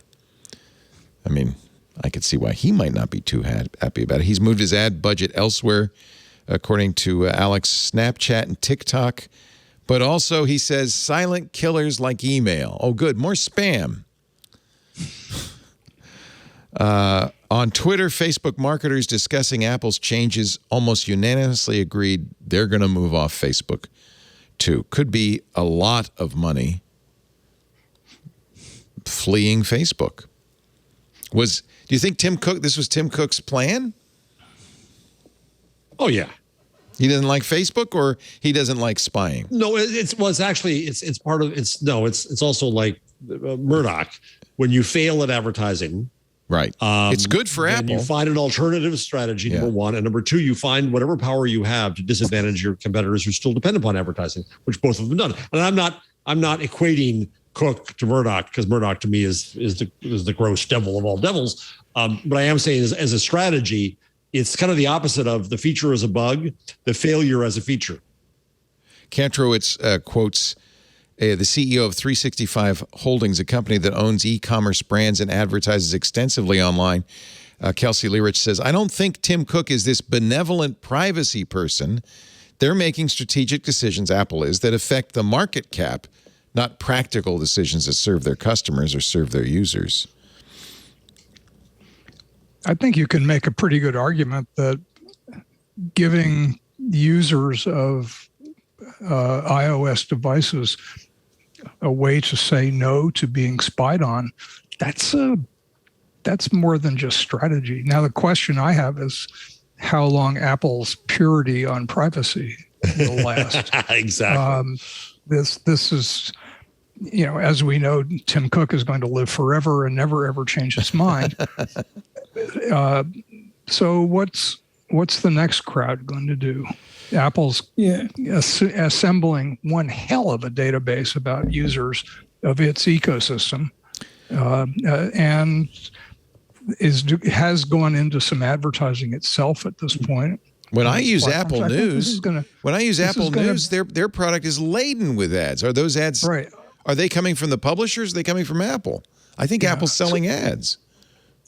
So I just think we should maybe say good idea for this, but the idea that users have the choice. But I think the notion that Apple is going to be pure for a long time to come is kind of unlikely. It's not a great idea to outsource our privacy enforcement to a $2 trillion company. That's a good way to put it. Yes. Yeah, it's a very good way to put it. Who should we outsource it to? Well, how about the people we elect to make laws to protect us? Government is the worst threat to privacy, not its greatest protector. What is there anything? Assuming that both of you are right, is there anything an individual can do to protect their privacy themselves? Yeah, don't say it. At some level, I mean, I know that's glib and I'm being a smart ass, but at some level, if you put anything out there, once you give it up, I mean, I wrote a book about this. Since everybody's plugging their books tonight, I'll plug mine. Nobody bought it, so what the hell? Called Public Parts. where as soon as you tell someone something else, you have lost control of that. It's not yours anymore. You may think it's yours, but in that transaction of telling someone else, whether it's one person or whether it's the world on Facebook, you've lost control of it. And you now depend upon the ethics of that other person and how they treat it. And that's the one where thing the that questions lie. the one thing that Facebook actually doesn't use is the content of stuff that you write in your comments on Facebook. They know what you look at on the web. They know what you look at the news feed. If you stop something on the news feed and just for like a couple seconds, they know that person's they're reading it. That.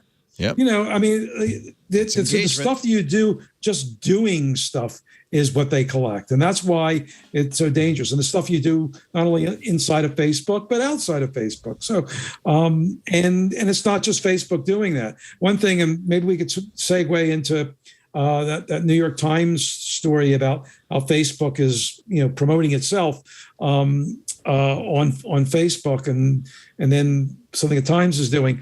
But you read these stories in the New York Times about how Facebook, knows about its users, and then kind of like maybe in the 17th paragraph of the story, there's a little parenthesis saying the New York Times actually does this too. I love that. And then they kind of go on. Yeah. Oh, by the way, we collect information and use it to advertise, but on with the story. About Facebook.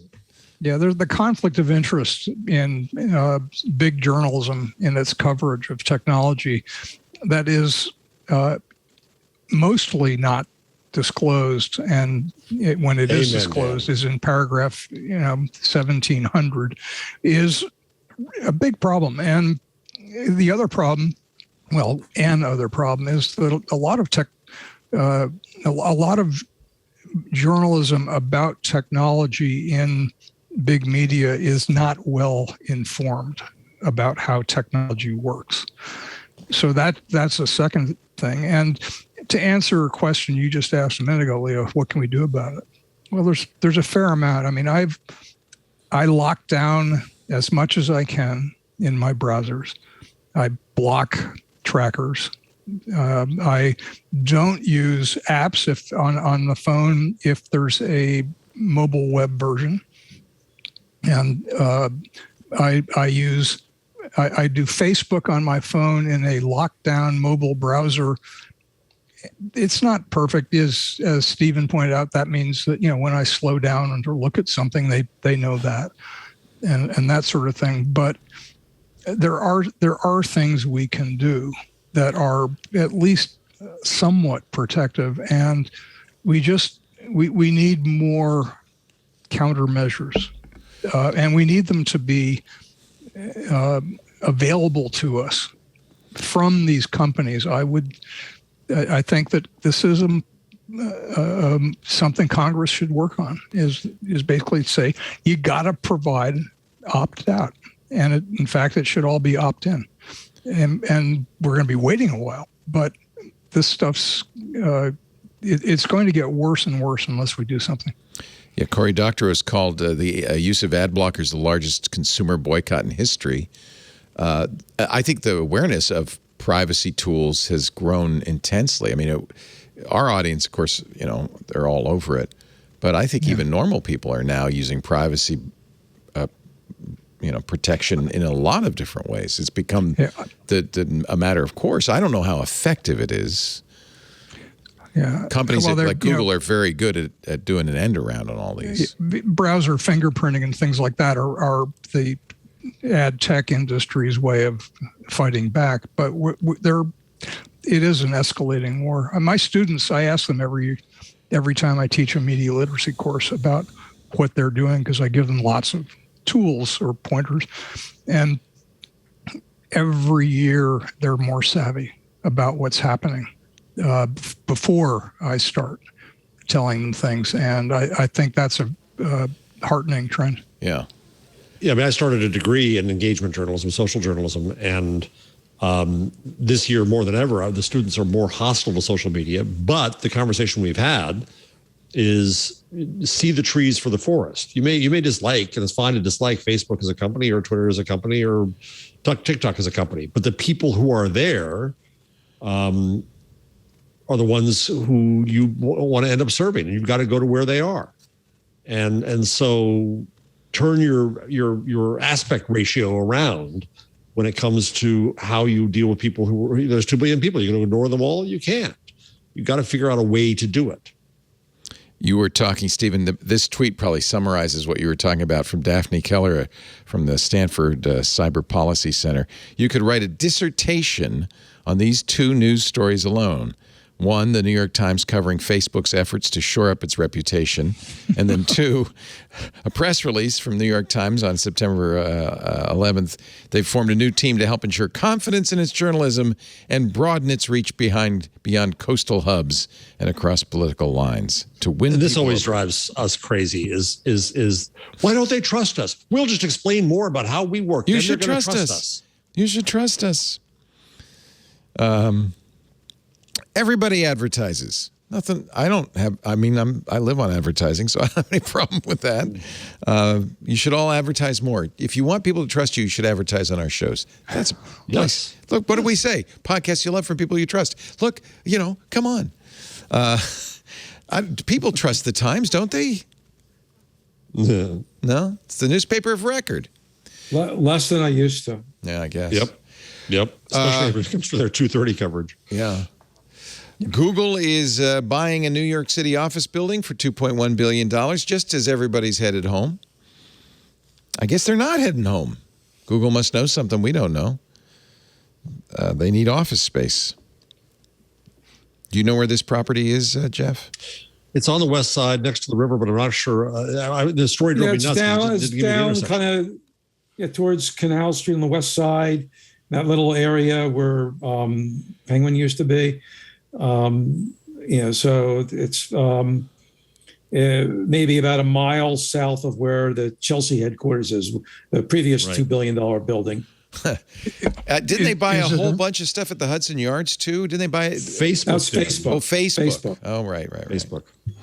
Is it a new building? I mean, what are the trends? This is a new building. It's being built. It's a new one. Yeah.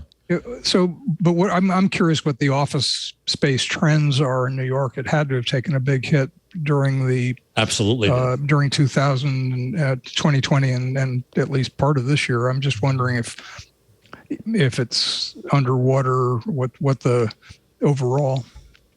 Well, I mean, it's greatly reduced. I literally live across the street from where Facebook is now. And, I could look down to this giant room where they used to have, their, big meetings and, no one's there. That's how you get your scoops. Now I know. A pair of binoculars and a parabolic microphone. A telescope can do wonders. What do you mean? I have strong Wi-Fi, Google says it's also across the street from AOL. So you're set. Nothing you want to know about that. No. Yeah. But I think it's a long-term bet. It shows they think they're going to be around through all their history. Google has had difficulty getting real estate for people, who they have been hiring. And obviously at this moment, that's not a pressing need. They've got this giant headquarters that they've been building in Mountain View, which is going to take longer to fill. But they have utter confidence that in a few years, they'll be in that situation again. And they can drop $2 billion on a building in New York City. And sometime during this decade, maybe not until 2026, 2027, they'll be saying that building's packed. We need more space. Yeah. Google also says they like to own the space because they like to reconfigure it as needed. In fact, remember the silly video that we showed of the inflatable privacy wall that took about half an hour to inflate?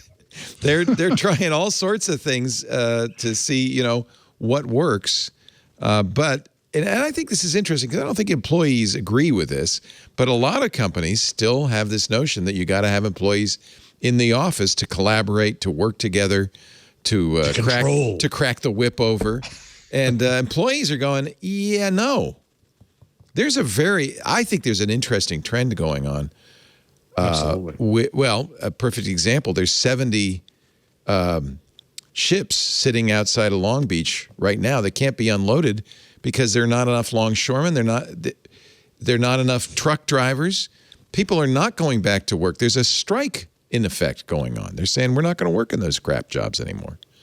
I don't know. Well, and you laughed at me for reading the book The Box, which was all about how shipping changed. It's 70 container ships floating outside of Long Beach right now. It's crazy. Which is why we can't get our toilets.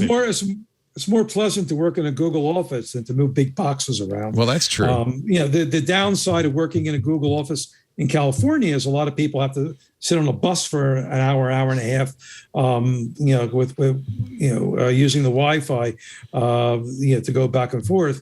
But in New York City, most of the Google employees are a relatively short subway ride away. So I think one of the problems filling that, it's actually kind of fun to work at Google if you don't have to handle a bad commute. I know, but there's a little bit of an employee revolt going on both at Google and at Apple, partly because of workplace issues as much as anything else. And they offer, in the Bay Area, and I'm sure elsewhere, the most luxurious form of commuting there is, which is a bus. Those buses have nice leather. With Wi-Fi. Yes. Yeah, I mean, it's like, unlike, the rest of the commuters in the world who really, really love driving 45 minutes to an hour and a half every day each way and getting nothing done except, listening to bad radio. This is like they miss this so much. It's been a while since you've commuted, Dan, I think. I don't think listening to bad radio is any longer I need a sarcasm emoji to go with that. I don't think that's... But Google only does that because they have to, right? Because they're trying to attract employees. I mean, I still think there's a move not to go back to work. I think a lot to... I agree. Even engineers, especially engineers, they can work at home. They don't want to... Childcare is like an issue, Yeah. So that's another shortage. That's the one thing. You remember when Google tried to do their own, daycare, and they wound up spending millions of dollars in this thing and hiring these, child psychologist experts to be the teachers. And it was in Santa Cruz, and it was a kind of a crazy situation that kind of blew up. Yeah. How long before the next evil genius says, I was raised at Google Childcare? Right. That explains everything. That's all you need to know. It was a Montessori. I'm going to take a break. We're going to wrap this up. If there's a story I missed, something you guys want to talk about, you want to share something you're working on, please do. But first, I want to tell our fabulous audience about Stamps.com. This is such a brilliant thing. Here's the thing you can say, I'm not going to do anymore. I'm not going to go to the post office anymore. I don't need to go to the post office anymore. I love the post office. I love the guys. But frankly, I got everything I need at my desk with Stamps.com. Stamps.com lets you mail and ship right from your computer. You don't need a postage meter, special ink, or anything like that. The printer and the computer you have, all you need. You'll save time and you'll save money with Stamps.com. And by the way, not just on U.S. Postal Service packages, letters, but on UPS as well. They've just added UPS. This is huge. Stamps.com has been around since 1998, an indispensable tool. Nearly 1 million businesses, including ours, we've used them for almost a decade. We love Stamps.com, whether you're an office sending invoices, if you're an Etsy seller, an eBay, or an Amazon seller. Forget the, wrapping it up with brown paper and twine and licking stamps and putting on the top. That does not project professional. Your packages can look so professional thanks to Stamps.com, and you'll save time and money. You don't have to fill out any forms. Stamps.com will do it for you automatically. You don't have to fill out the buyer's address. Stamps.com will pull that from your whatever software you're using. You don't have to put your return address either. They'll print it on there nice, even on an envelope, but nice with the logo of your company and everything. Stamps.com is amazing. And you don't have to get anything. You can do it. You could, before the show's over, be up and running, printing official U.S. postage for any letter, any package, anywhere you want to send. You'll get discounts you cannot get at the post office on postage and shipping. You'll get discounts on UPS as well. Once your mail's ready, schedule a pickup. You could drop it off if you want. No traffic, no lines. It is amazing. Now, Stamps.com has added the new Rate Advisor tool. so that you can use it to compare shipping rates, to compare timelines, to find the best option. They've always been really good at saying, this could be media mail. It's saving you money. This Rate Advisor tool is awesome. If you haven't tried them yet, I don't know why not. We've been customers and partners since 2012. I'm a big fan. We've got the USB scale. We have a really good offer. You save time and money with Stamps.com. There's no risk. We've got a great promo code, TWIT. You get a special offer. It includes a 4-week trial, free postage, a digital scale. There's no long-term commitment, no contract. Here's what you do. You go to Stamps.com. Up in the right there, you'll see that microphone. Click that. Type in TWIT. I guess you can just type it right next to the microphone now. That's nice. And then hit return. You'll get an amazing deal, $110 value. Stamps.com. Promo code TWIT. You're going to love it. Never go to the post office again. If you're not using it, I don't know why. It's a must. Stamps.com. The CIA and NSA use ad blockers, just to add to that conversation. This story from Vice and Motherboard. The intelligence community has deployed ad blocking technology, according to a letter sent by Congress and shared with Motherboard. So if it's good enough for the FBI, the DEA, the DHS, the DOD, and the CIA and NSA, it's good enough for me. Just don't block our ads. The part of the reason they do it is because of what they call malvertising, malware in the ads. These automated ad sales technologies aren't able to screen for malware, so that's a good reason to block them. Anything else I missed that we want to talk about? You may not like this one, but I found this just interesting. The Amazon high-tech hair salon. Yes. It opened in May, but have you seen these reports from there? I had no idea. We talked about it when they opened it. I haven't, it's where is it, Paris or somewhere? I think it's London. East London. Yeah. That's like Paris, but in English. Yeah, but with no gas and nothing on the grocery shelves now. Yes. Here's a article. I went to Amazon's high-tech hair salon and virtually dyed my hair pink and then got the best haircut I've ever had, writes Kate Duffy for Business Insider. $72. Well, okay. Exchange rate. Yeah, it's only 5 pounds, but there you go. So unsurprisingly, it's using virtual stuff. Yeah. So she was able to take a picture of herself and then see herself with pink hair. The real question is why, Amazon? Why? That's my question. Yeah. What is this a business that they want to start? No. I don't think. Well, I think they're trying out things. She's sitting in the chair and the stylist is talking about products. And she uses her finger to point at the products to learn about them. I think it's captive time too. It's an advertising opportunity. Oh, maybe. To think a little bit cynically. Yeah, it's inscrutable. Jeff Bezos is inscrutable. But he's taking the other important story of the week. He's taking Captain Kirk into space. So how much can you hate him this week? To boldly split an infinitive in space. Well, not space, near space, space adjacent. Yeah, close. Yeah. Suburbs thereof. William Shatner will be the oldest man ever to go into near space, 90 years old. I don't know if he's paying for it. Apparently, there is a documentary that I think there's a documentary team's paying for it, or maybe Jeff said, it's good for us to. Oh yeah, it's good PR. So the last one, so the last launch, which I went to back to Van Horn for that.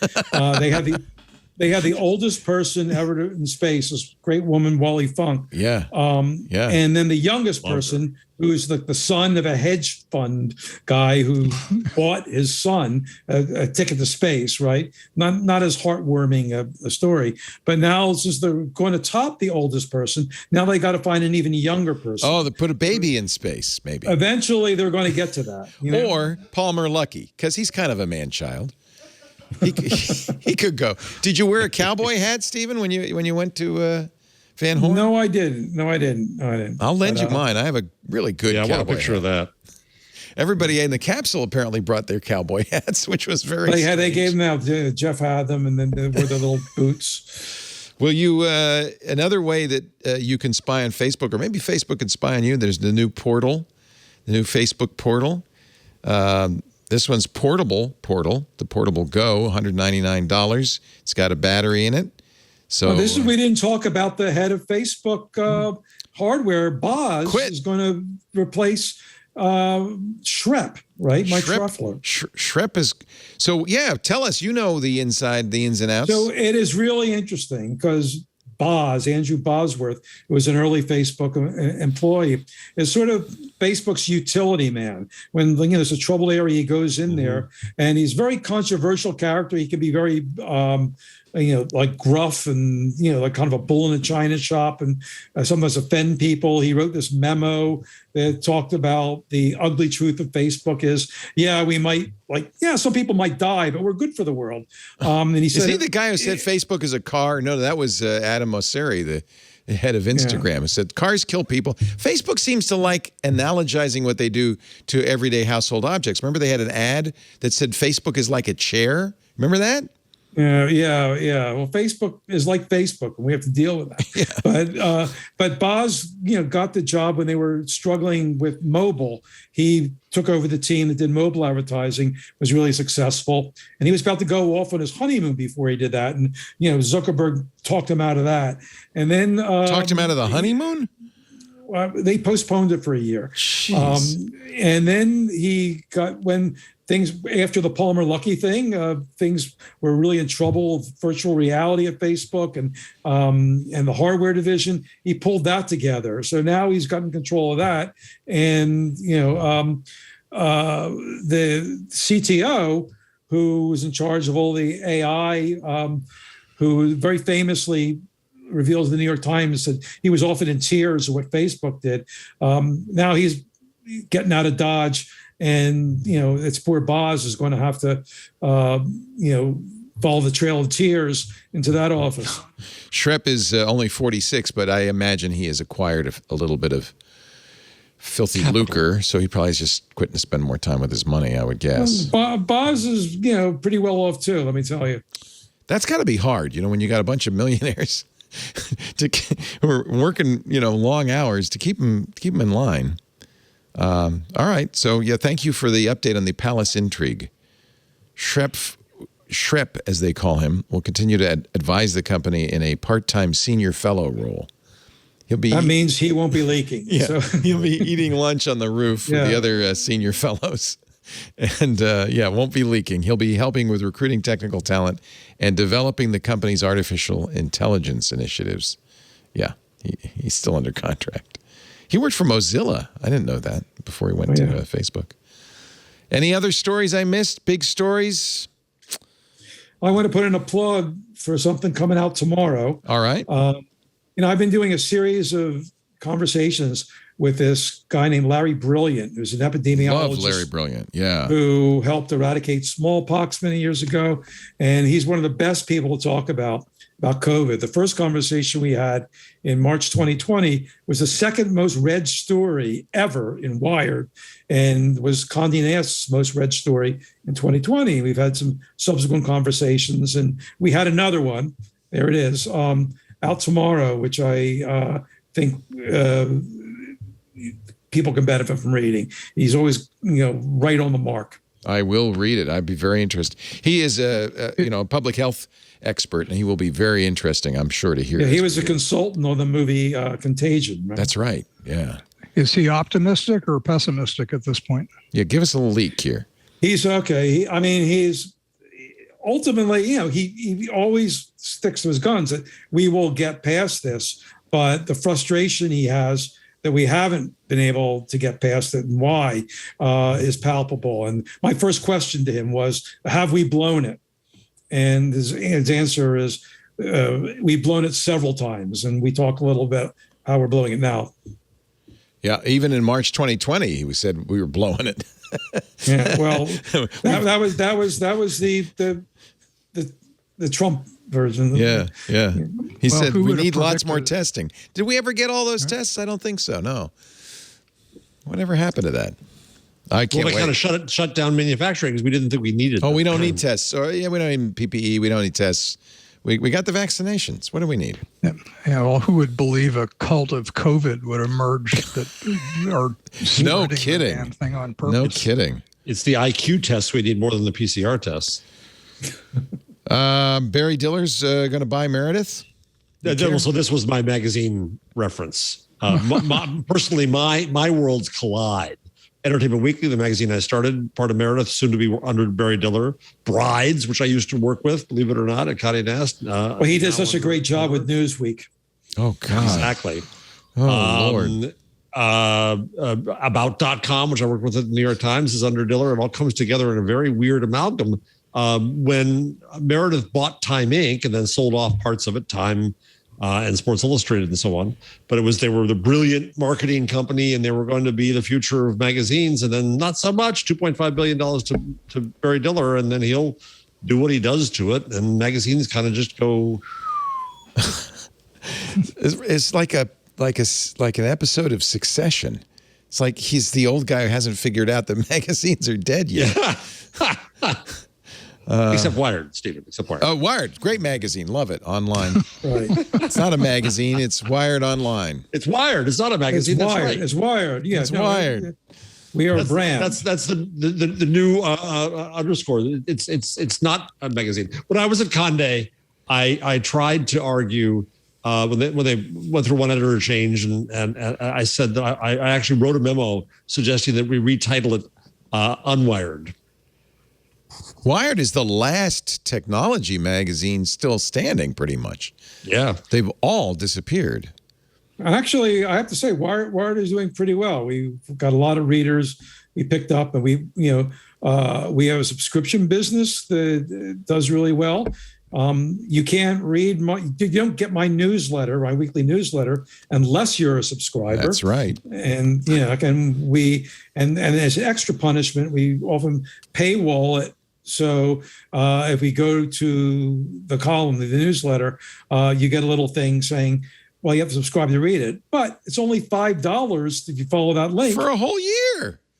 For a year, including the newsletter, the print magazine, and unlimited content on the web. I keep forgetting I subscribe every month because I feel like, that's only $5. It must be monthly.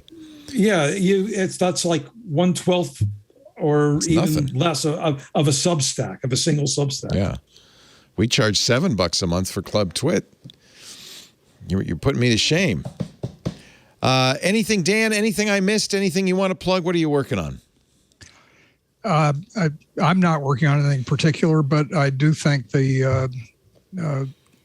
something that is worth mentioning is the infamous NSO group Pegasus spyware was found on the several phones of a Hungarian journalist who just happened to be looking into the affairs of the